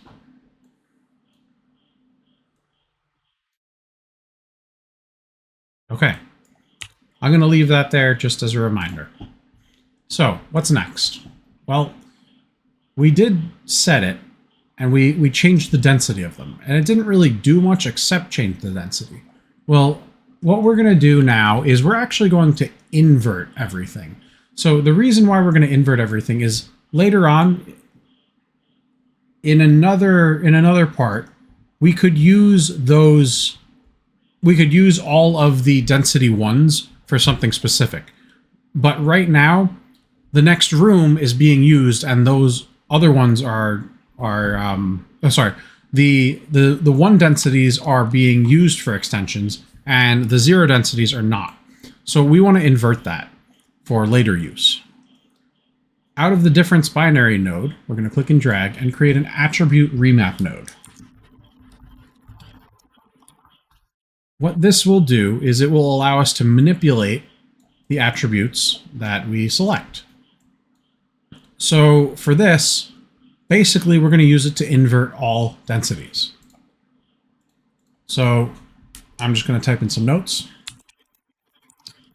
Inverts all densities.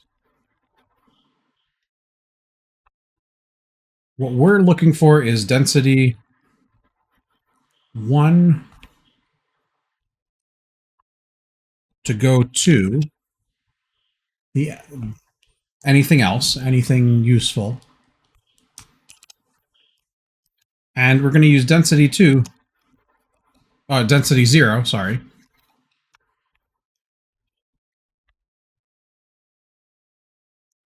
for an end room. An extension room, sorry, not an end room. Extension room ER. So that's our goal. So how do we do that? Well, it's easy. We'll take the attribute remap, and the first thing we need to do is we need to say what we're targeting. So for the input source, we need to target the density. Select the plus symbol. We're going to go to point and then choose density. So now it's targeting the density from here. Right there. Just taking a look at 0, density 1. All I have to do is now invert our outrange min and outrange max. So change outrange min from 0 to 1 and outrange max from 1 to 0. When I press A on this to look at everything, now our densities are inverted. So density is at 0 for 0. Is that they're all zeros because we unhooked this up. So let's rehook that up just to show you. There you go. So we have density 0, 1, then 0. And let's rehook this up. Okay. So this effectively inverts all of our densities from 1 to 0. Okay. What next? Well, we've moved our end arrow points out. Now we have to move them back in. So let's just do an invert transform points. So we're going to click and drag off of this. We're going to type in transform points. And we're basically going to just invert it. So what did we have before? We had 1000 on the X. Now let's just bring it back in and use negative 1000 on the X as well.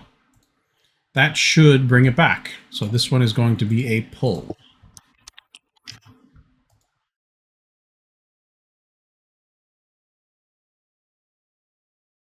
Pushed it out. The pull pulled it back in, and they are inverted.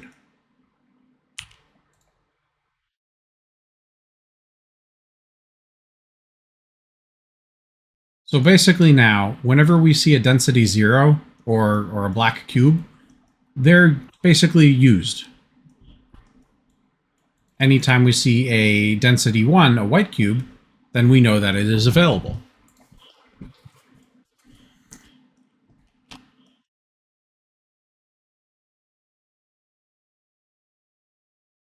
All right, so now that we have both densities, technically, we want to be able to filter them. So let's use a filter attribute elements node.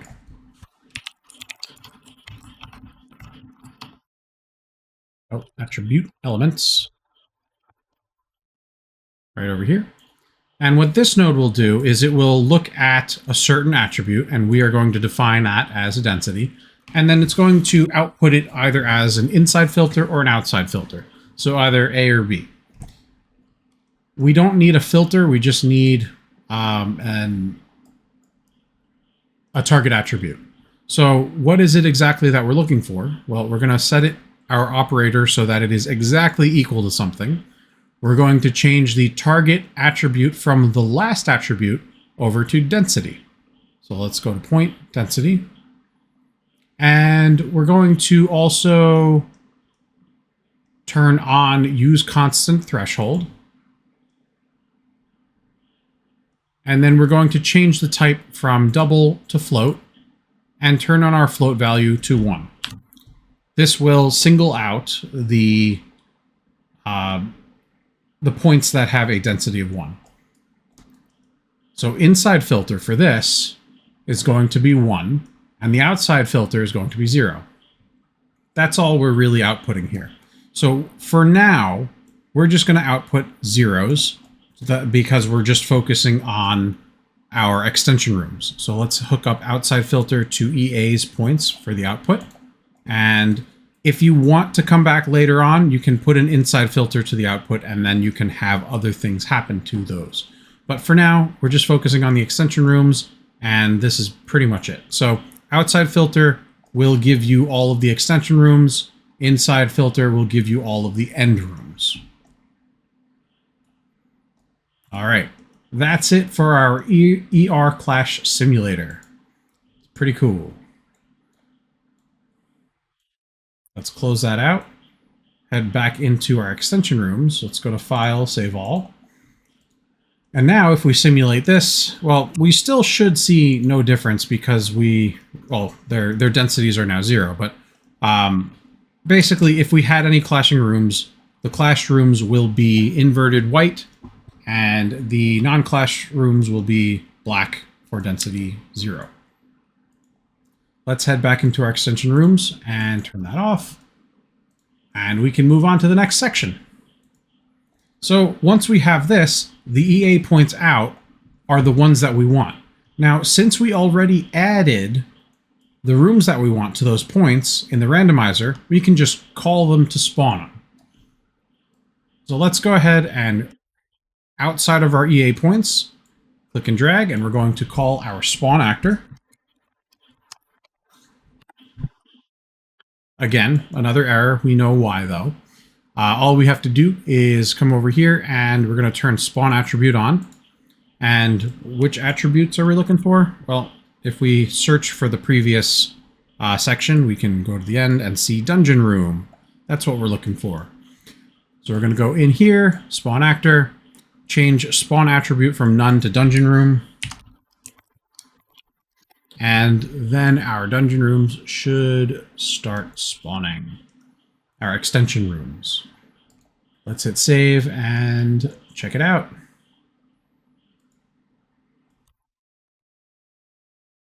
Interesting.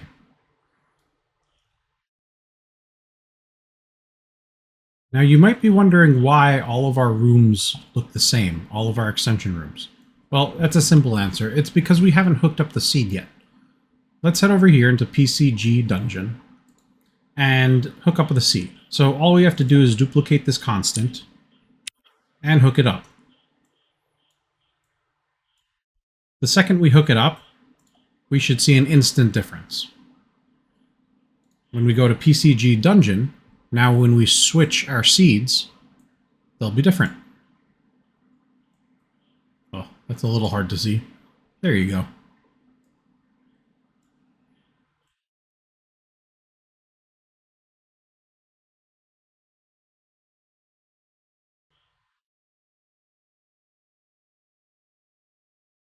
Let's save.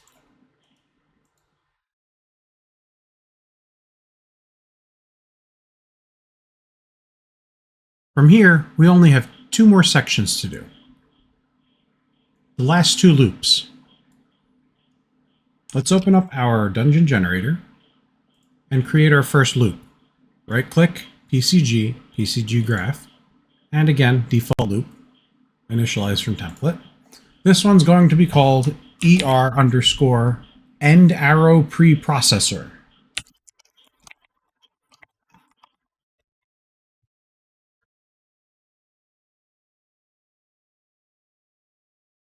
All right, let's drag it in. Create it as a loop node.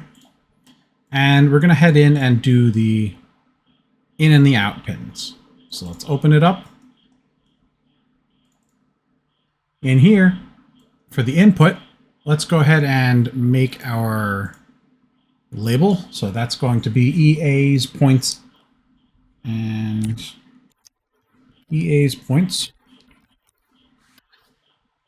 We're going to set that allowed type to point because we're taking in points. And for the outputs, we're only going to have one output. This is going to be EA's points as well, because we're only processing the points in this one. This one is actually very similar to the one we did in the starter room. So hopefully we won't spend as much time here. Let's drag this over a bit. We do need some space for this one. But let's go back into our extension rooms and hook it up first. So head back into the extension rooms, plug this into there, because we do want the data. Save, head back inside of here, and now we can get started. So basically, we're doing the end of the starter room again. So just to show you, starter room, we have our get actor data, we have our get properties, and then we sent it through a loop, which is basically what we're doing. But the difference here is this loop is going to be different, and we're going to add some extra data here. So let's just get started with that. Head back into your ER end arrow preprocessor. So the first part's going to be the same. So we're going to get actor data. Get actor data. We're going to set the filter to from input. We're going to set it by component tag. And actually, we're going to set our actor reference selector to be the actor reference.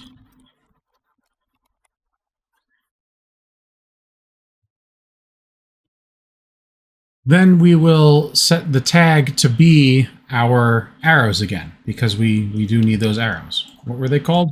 Let's take a look, just in case. End arrow, we'll find our EA01 or EA02. Down here in the component tags, you can copy that again if you need to. CT underscore end arrow. We're going to paste that right in here. Hit enter.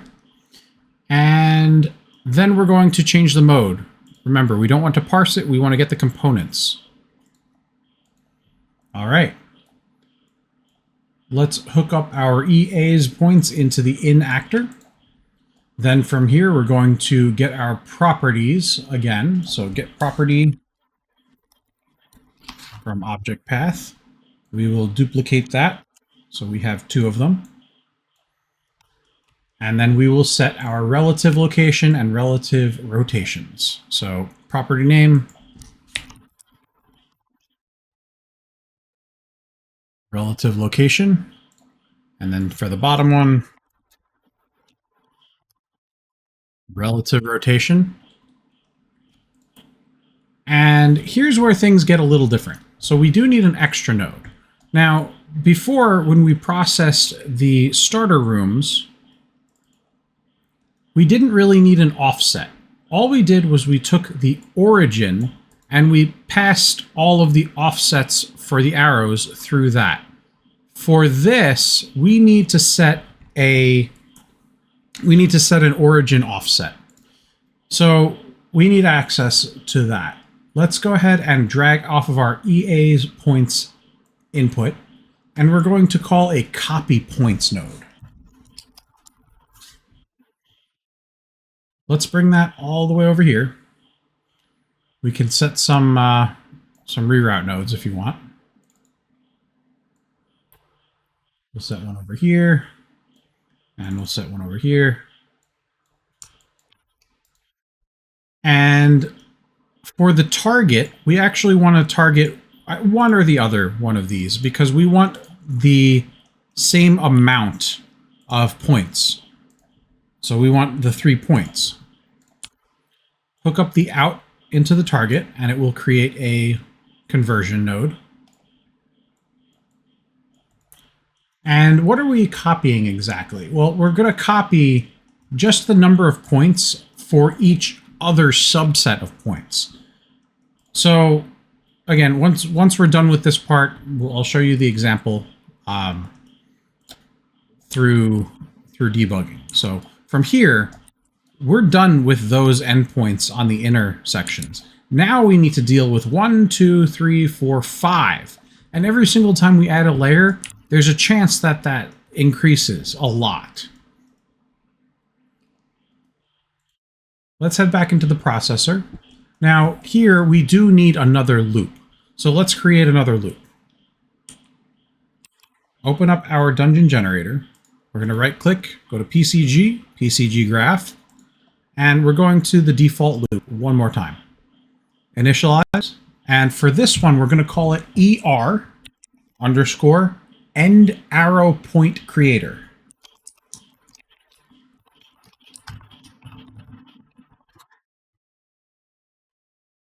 Just like before, let's drag it into the scene, create it as a loop node,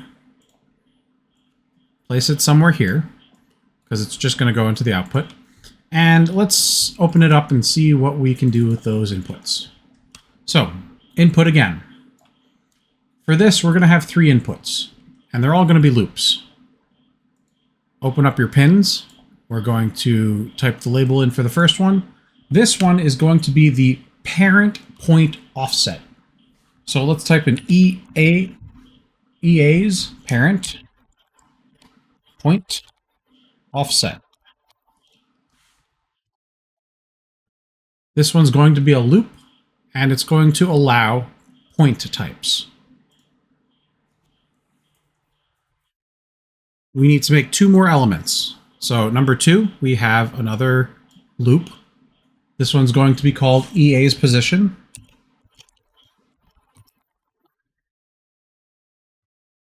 It's going to be a loop, and this one's going to allow attribute sets.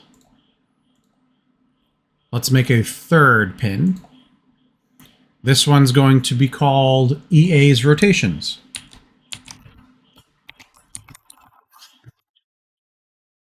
Again, it'll be a loop, and the allowed types are going to be attribute set. Now for the outputs. There's only going to be one, and it's going to be the same one as before. So type that in. That's going to be EA's points. And the allowed type is going to be, well, that's going to be a loop, and the allowed type is going to be a point data. All right, so we have that set up. Let's head back outside into our preprocessor and hook up this loop. So where do things go? So the first one, this copy points, is technically taking all of the attributes, or it's copying the points from our input. So this is going to basically be the parent offset before we apply the relative offset. So without our copy points, all of our points are starting in the center. When we apply the copy points offset in this loop, we are basically translating those points to the starting points of wherever those the extension rooms started. So I'll just show you over here.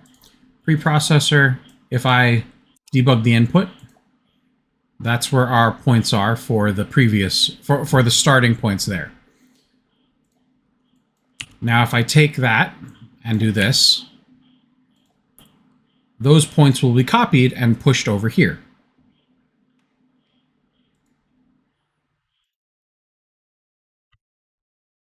They'll also take in the properties of these two. So these two take in a lot more, they take in a lot more data.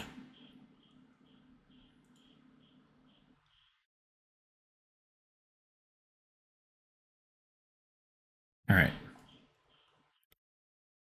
So let's plug everything in. The copy points out goes into the EA parents point offset. We get the error because it says there aren't the same amount of data points going in. That's okay. Next, we're going to plug the output of this into the EA's position. Then we're going to plug the output of this into the EA's rotation. That error should be gone now. This copy points, if we didn't copy it from here and we just put in a point, then we'd constantly get that error because it's only pushing one point across. By placing this here, it basically takes these, creates points, and then pushes it through. While we're here, let's hook up the EA's points output to the EA's points output here, just while we're at it. So this is all hooked up. Now we need to go inside of the arrow point creator and then hook that up as well. So let's open that up and get this started. So move the output to the right. We need some space. The first thing we need to do is we need to create points, just like we've done before. So right click, create points, and move it to the side.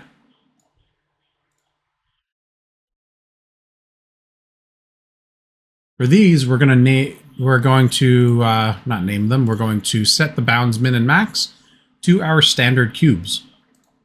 Not the room cubes, but the end arrow cubes. So the bounds min and the max are going to be -50s and then 50.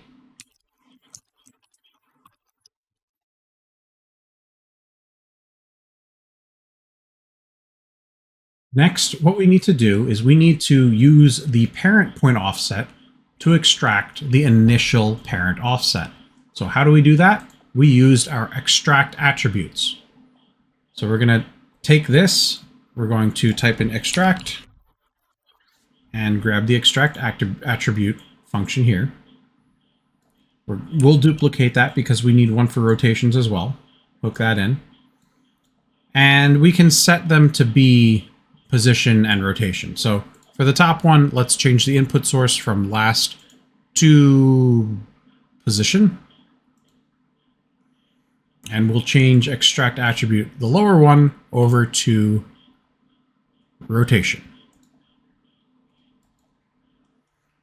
Awesome. So this one is pretty easy. The create points are created here in the center. We now need to move them to their respective points, to their respected parent points. So that's one simple transform points. We'll hook these up just like we've done before. So as I plug these in, you'll see now, well, I'm going to stop debugging this. I will start debugging this. They're in the center. We'll see that they do move when I plug them in.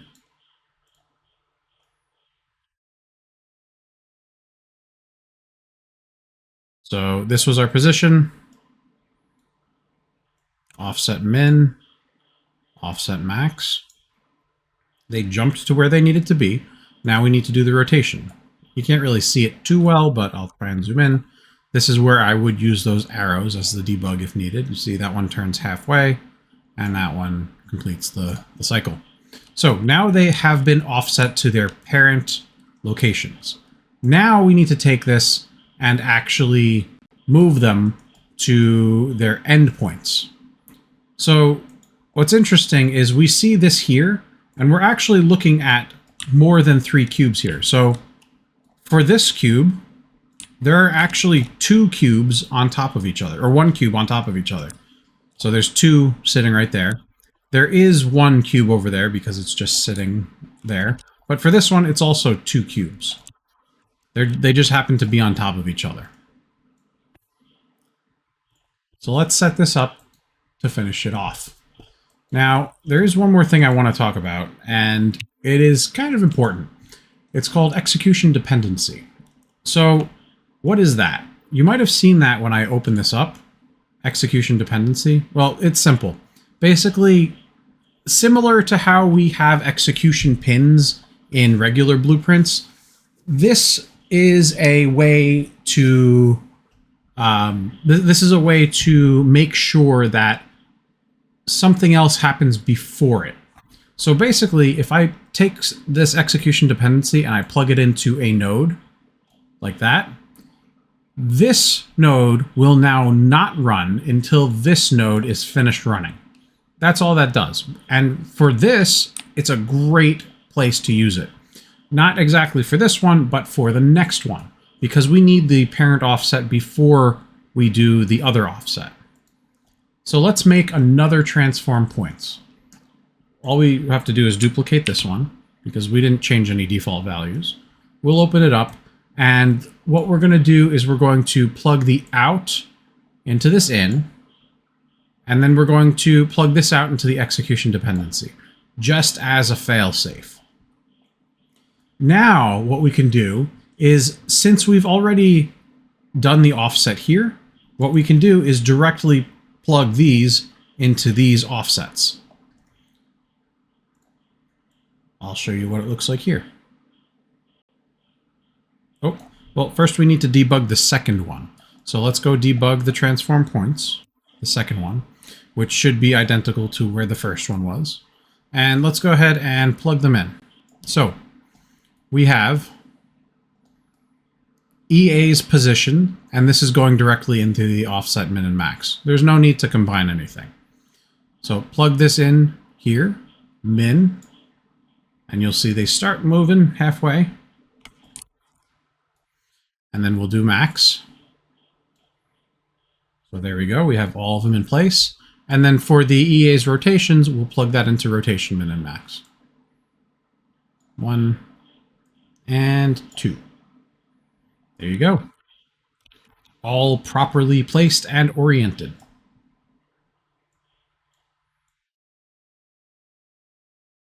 All right. There's only one more thing to do. Close this up. And then we can hook the output up here into the output over here.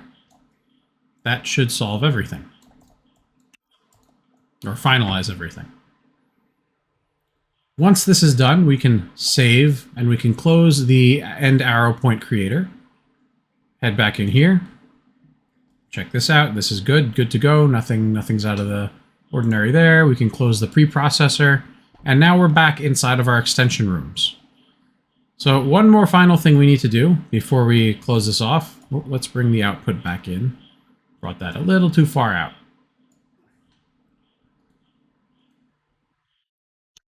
And the last thing we need to do is we need to drag the newly combined union into the room points over here.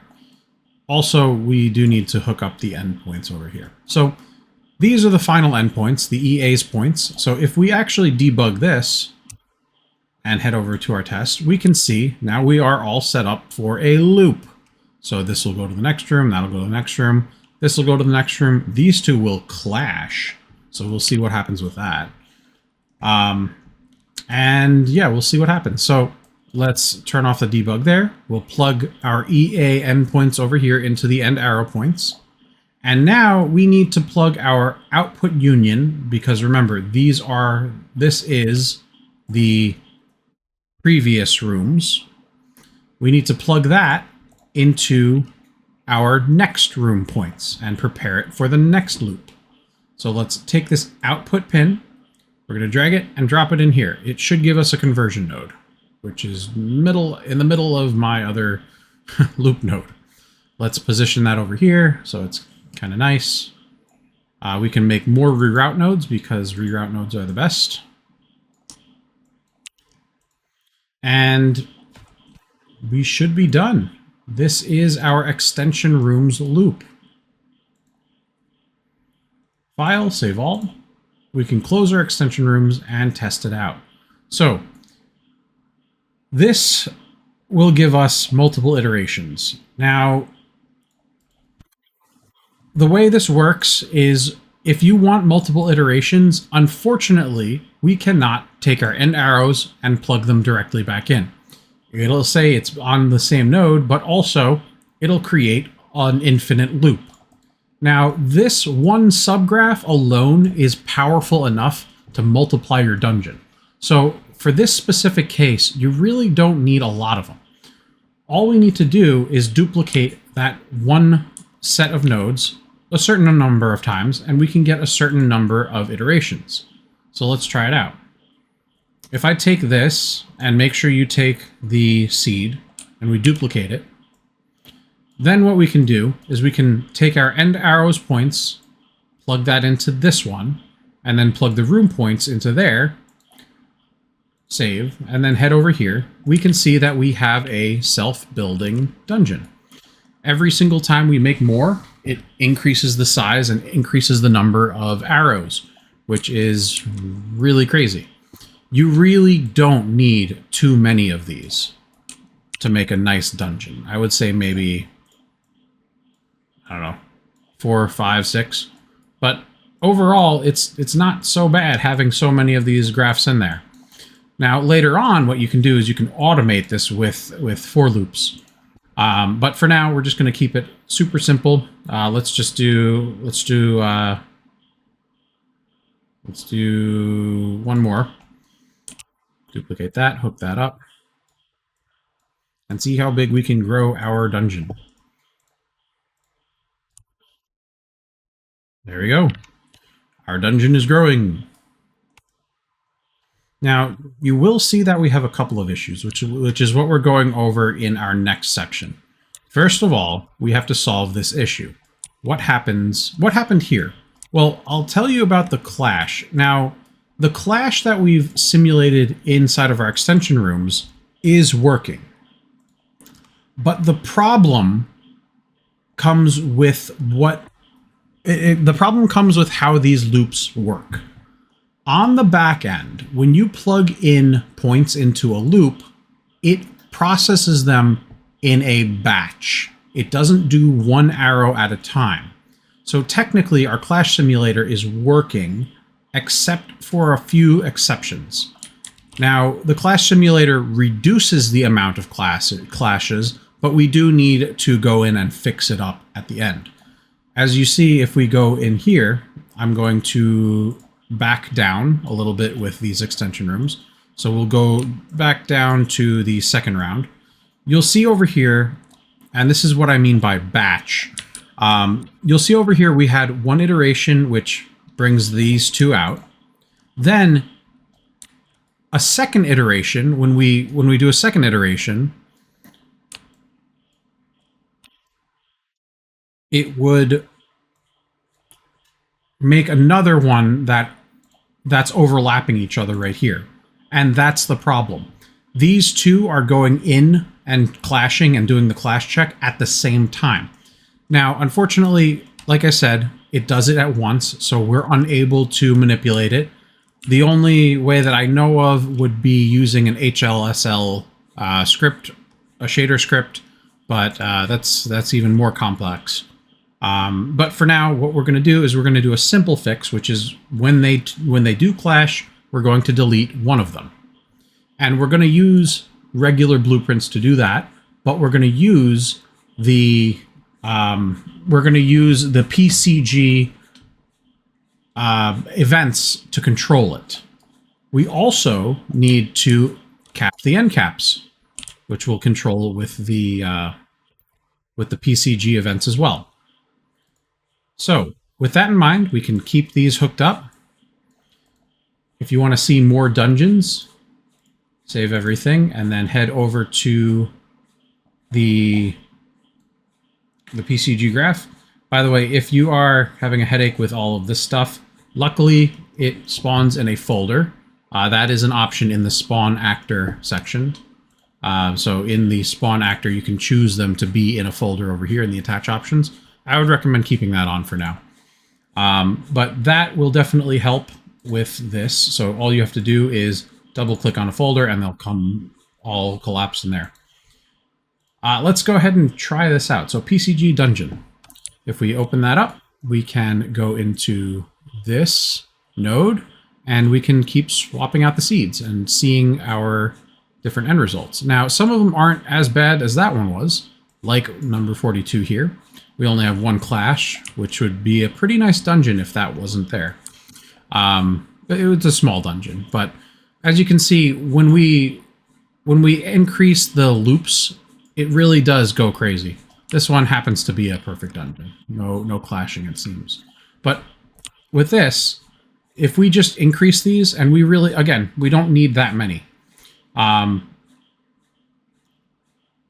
Let's go ahead and duplicate 4 of these. Look these up. Just by having 8 of them, you get a super huge dungeon.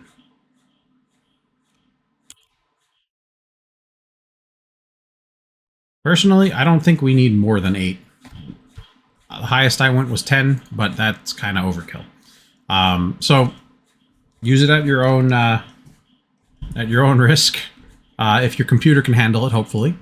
And yeah, that's it. But let's go ahead and tackle that final problem. So with this, we can actually close the PCG dungeon graph here. And we're going to go ahead and delete. Well, first let's clear the dungeon. So open up the graph. We'll go to cleanup, clear. And now we've reset it. So let's go ahead and delete that PCG component. And we're going to start fresh by creating a blueprint. Let's head over here in Dungeon Generator. We're going to right click and we're going to make a blueprint class actor. Let's name this one something simple, BP_dungeon. And let's open it up. All right, it all comes down to this, the final stretch. So we have our BP dungeon blueprint. Let's add our PCG graph. Go to add, type in PCG, and we'll add the component. Let's just name this one PCG dungeon. Compile and save. Head over to the event graph. We can get rid of this stuff.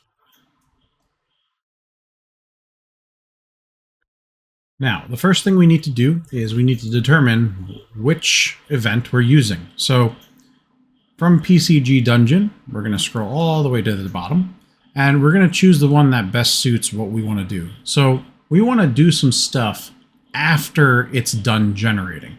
So what we want to use is onGraph generated. That will call anything after it's done once it's complete.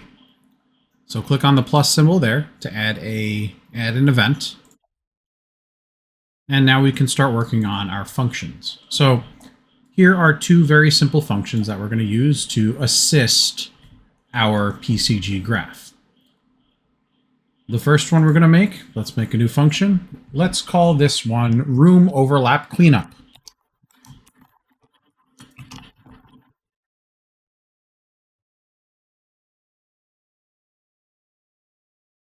All right.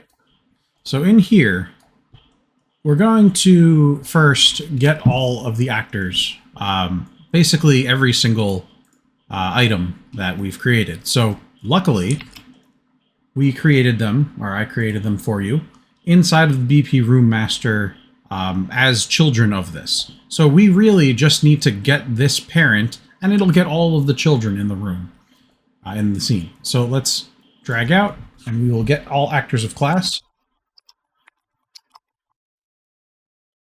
And we're going to select our BP Room Master. That selects our master class. Now we're going to use a for loop to loop through every single room. And before I move on, I'd like to just show you a little bit of what we're going to use. So I'm heading back into the level editor, but I want to show you something. If I head over to the edit menu and go into project settings, head down into the engine section and collision. If you've never used object channels before, this is your chance. Now, I've already created them and added them to your project. If you don't see them, you click on new object channel and you create 2. One of them is called room collision and the other one's called end arrow collision. No spaces. The default responses are going to be overlap, but I think these should be in your project. I saved them out that way. So These two are basically going to act as colliders or collisions to detect other things that have the same channels as them. So where are these located? Well, let's go through the master project, or the master file.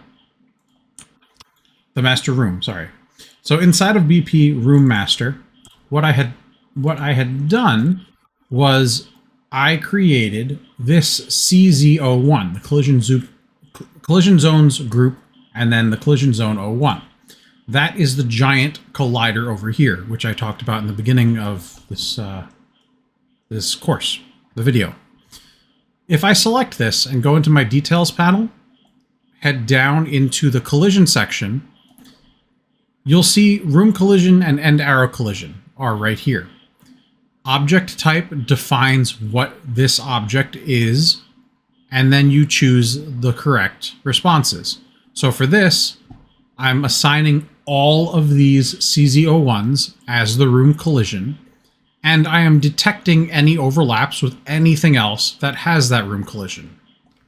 I did the same thing for all of the end arrow colliders.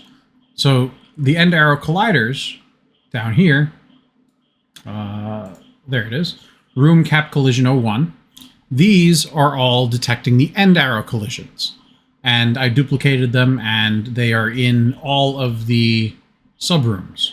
So anytime one or more of these are colliding with each other or just overlapping, it'll detect it. In the starters, you can see them over here. So this is the BP room start NESW, northeast, southwest. You can see that it has the default CZ01, and it inherited all of that information. So it inherited the room collision and the room collision detection overlap. It inherited not the EA, but the room collision cap 01. Then I actually went in and duplicated them, and I copied all the settings for all of them for every single room. So every single room has all of these room cap collisions set up beforehand to solve this problem in advance. So basically, whenever one room with this collider overlaps another room with this collider, which they all do, then we will do something, or in that case, we will destroy one room. When multiple end arrows are colliding, we know that we won't need to patch up the hole in the wall. But whenever we have one that is not colliding with another one, we will know that we need to put an end wall there and close it off and seal it off. So that's what these two final functions are going to do. Let's head back into BP Dungeon. So we got all actors of class, all of the room master blueprints. We're going to cycle through them all, and we're going to get our collision zones group. So out of our array element, we're going to get collision zones group right at the bottom. Now, all of them have that group. Like I showed you before, all of those CZ01s are inside of a collision zones group. What are we going to do with these? We're going to get all the children of them, just in case you need to add more. So if you ever want to make more rooms or make different shaped rooms, all you have to do is take this CZ01, duplicate it. You can reshape it to be whatever you want. You can have as many as you want, and this will still work. So just keep that in mind. If you want to, it's made to be modular. If you need to expand it, go for it. So we're going to take the collision zones group. We're going to get the children components. Get the children components. And then for each child component, which at this point it's only one, we only have CZ01, we're going to go through another loop.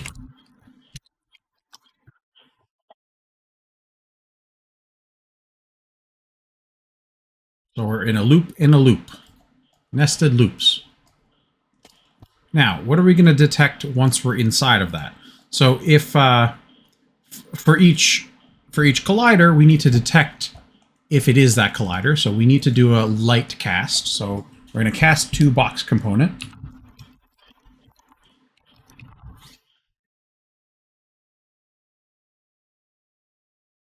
This one is a lighter cast because it's a component and it's pretty small. All of these colliders are pretty small when it comes to that. All right, so we're casting to the box component. Then what we're going to do is we're going to check to see if our component is overlapping any actors of a specific type that have that specific object channel that I showed you before. So how do we do that? Well, it's simple. Out of the as box collision, we're going to drag out, and we're going to use a function called component overlap actors. Oops, I spelled that wrong. Component overlap actors function. It'll automatically hook that up. Leave some space. We do need some space. And let's make a new reroute node because we do need some space there as well. It's asking for a component transform, which is going to be where it's checking. It's looking for object types, which happens to be object channels. This is what we did in the project settings. Oops, I caused an error. It's yelling at me. So we're going to need to make a variable and set it here. Then it's going to ask us, hey, which actors should we filter to? So let's go in order. Out of the as box collision, we're going to drag out and we're going to get its world transform. Excuse me. Because we need to know where it is in the world. So let's hook this up and plug the return value into the component transform. The next thing we need to get is the object type. So the easiest way to deal with this is just promote it to a variable. Right click, promote to variable, and we have our array of one item. Well, it's not an array yet because we have to compile. Let's name our object types to something more familiar and easy. We'll name this one room collision. And we will, well, compile one more time. Then we will set the room collision. Well, we'll add one element to it, and we'll set the room collision to our room collision object channel. So this is the one that we're checking for now. There's only one final thing left to do, which is set which class we're looking for. So let's type in our BP master room, because that's what we're, or room master, because that's what we're looking for. BP underscore room underscore master. And that's how you check for object channels. What do we do with it? Well, this return value basically returns if it did overlap or not. So we can skip the branch nodes. And if it returns true, then there was an overlap. So actually, we do need a branch here, only because we don't want it to run if it's false, but obviously it won't run if it's false. It's just good to have a failsafe here. So let's make a branch, hook this up. Not 100% necessary, but it's just nice to have. Also, you could do things from the false branch if you need to. So from this, we're going to get our out actors, so basically the things that were hit. Run a for loop for each loop. Hook that into the true. Make some reroute nodes. And then out of the for each loop, we're going to just destroy the actor that it touches. Very simple. So out of array element, destroy, actor, hook that up to each thing that it touches. And now we're done with this one. So room overlap check is complete. Again, if you need some references, you can pause the video at any time, or you can check out the end file that I provided you with. All right. So that's it for the room overlap cleanup. Let's save and let's hook it up. So head over to your event graph. We'll drag in our room overlap cleanup and we'll hook it up.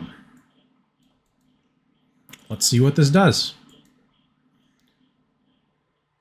First thing we need to do, though, is we need to drag in our actual blueprint because we deleted the PCG graph. So let's go to Dungeon Generator, drag in BP Dungeon.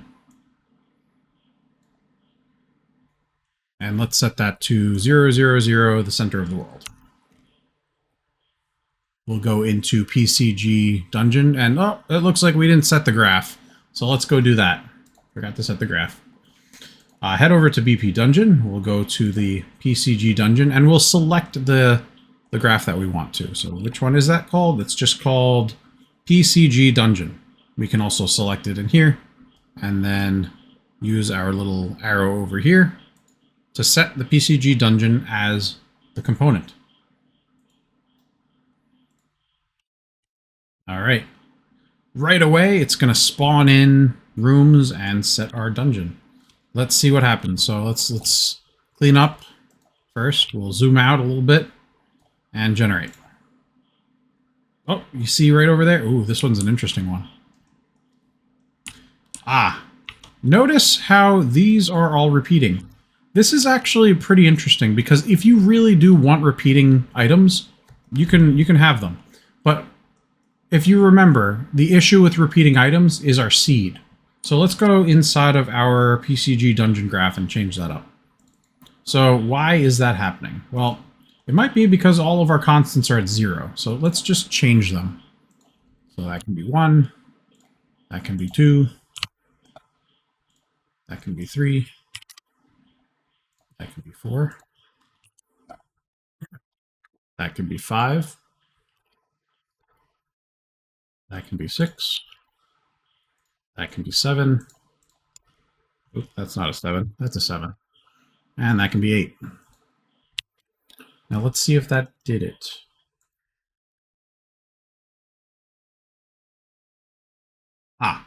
So it kind of did it. This one's a smaller one, and it actually happens to collide with itself. Let's change the seed. Much, much better.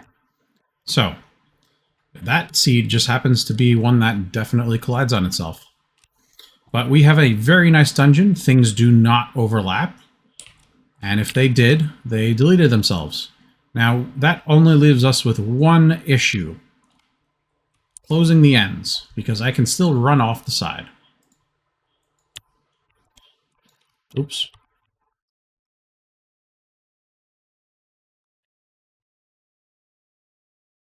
One second. Set up. There we go. There are some issues with the start, with the player start, so just be aware of that. Also, if you want to change the camera view, I have it as a locked-in view right here. You can change that inside of the character settings, so you can actually look around. But the only issue is here. Well, let's find an edge where we can walk off. I also disabled the jump.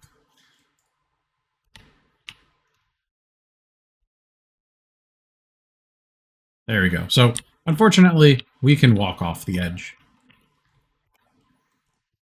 Let's fix that, though. One more function. So, for this, I'm actually just going to clean this up, just so that we have some space, some memory. We'll head over to the BP dungeon and create one more function that will support our PCG graph. Head over to Functions, make a new function. We'll call this one Spawn Room Caps.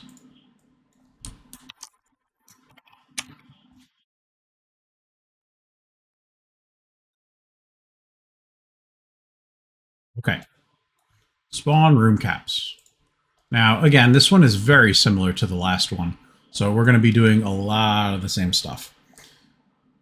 The room caps are basically set up the same way. I think I showed you once before, but I'll show you again. Room caps are all in a group, so we can grab everything from the group. I placed the room caps collision inside of the room cap collision group. So that's where we're going to grab it from. We're going to grab this group and get all the children, and then do everything with that. So, BP Dungeon, back to it. We're going to get all actors of class. We're going to set that to be BP room master. We're going to get loop. Not get loop. We're going to for each loop. Run through all of them. Then we're actually going to set a reference to this because it's a little easier down the line. So we're going to take that array element, we're going to right click and promote that to a variable. This variable, we'll just call this one the current room.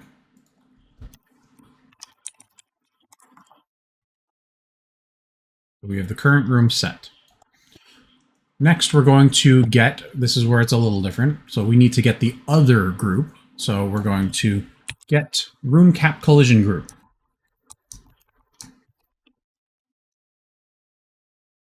Get room cap collision group. And off of this one, we're going to get the children components.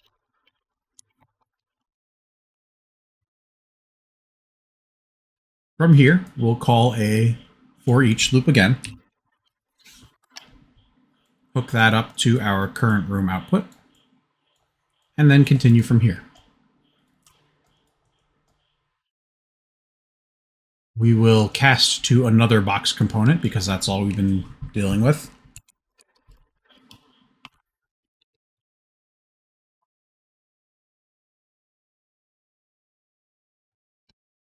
And out of here, we are going to use a similar one. So before we used component overlap actors. This time we're going to use a different one. We're going to use component overlap components. So off of cast to box component, we are going to call the component overlap components function. We will get the world transform again out of our box collision.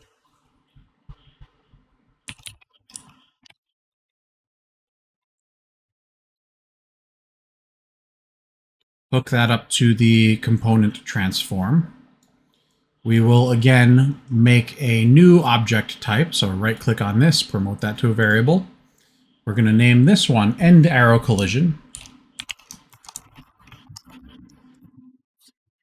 And also compile it.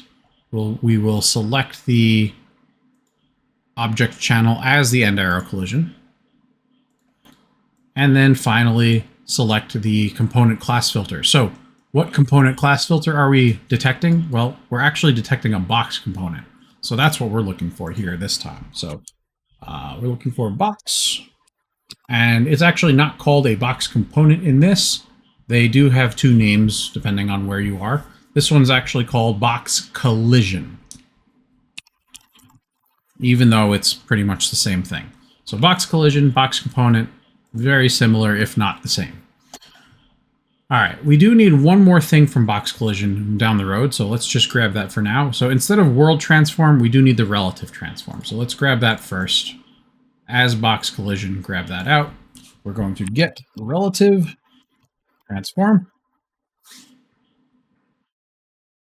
And we can just leave that there for now. We'll come back to that in a minute. And now, out of our return value here, let's make a branch. Let's just make a branch because this time we actually need it to come off of the false function.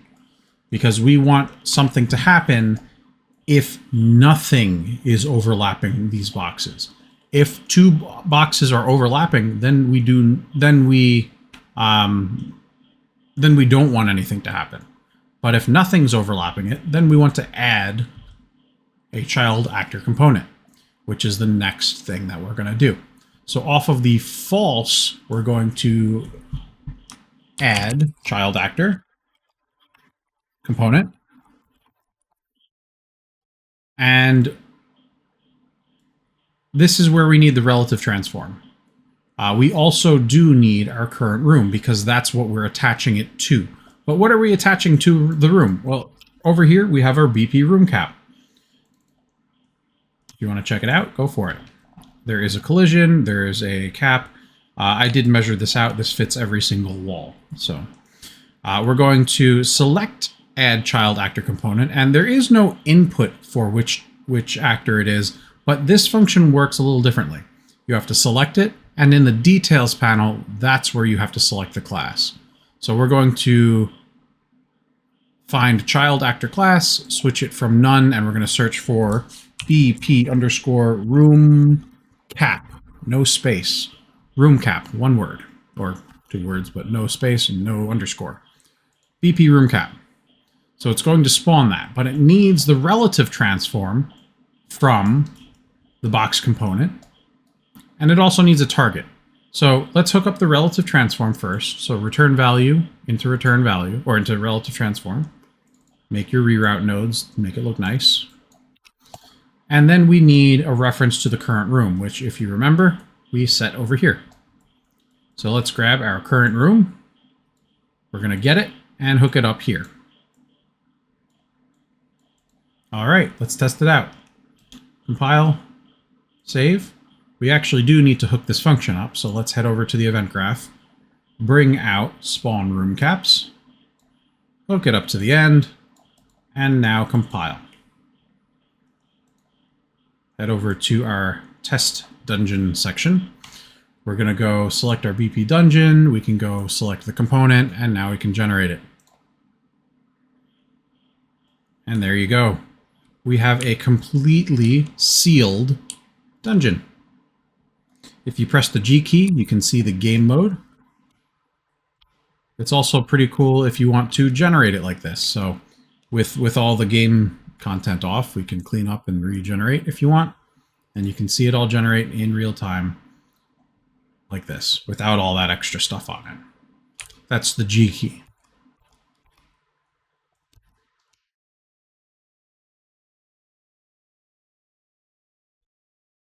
All right.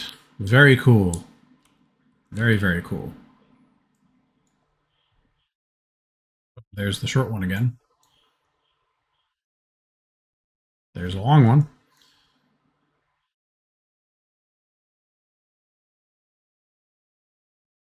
Yep, very cool, very cool. And if you want to change some things up, like let's say if we want to go back to the default seed and change this up, don't forget you can always go back inside of the graph and you can change the initial seeds. So if I want to change the seed over there, if I want to change the first seed, I can just come in here, change this constant to like something else, and it will keep that. It'll keep what it had, and it added another section. Let's see what 2 does. 2 is the same. Let's look at 3. 3 did something similar. It got rid of that branch. 4. 5. Oh, it got rid of all those other branches. Wow, this one's not that big. 7. Let's do 7. Okay. But you can see what you can do with this. There are a lot of possibilities here.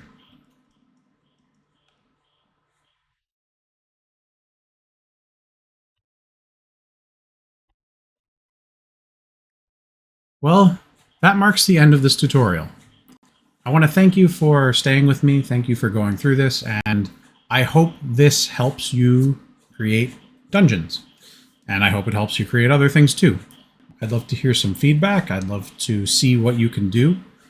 And don't forget, the goal here, as I said in the beginning, isn't to follow this fixed pattern, but hopefully it gives you a clean modular setup so that you can shape it to your own projects and pipelines.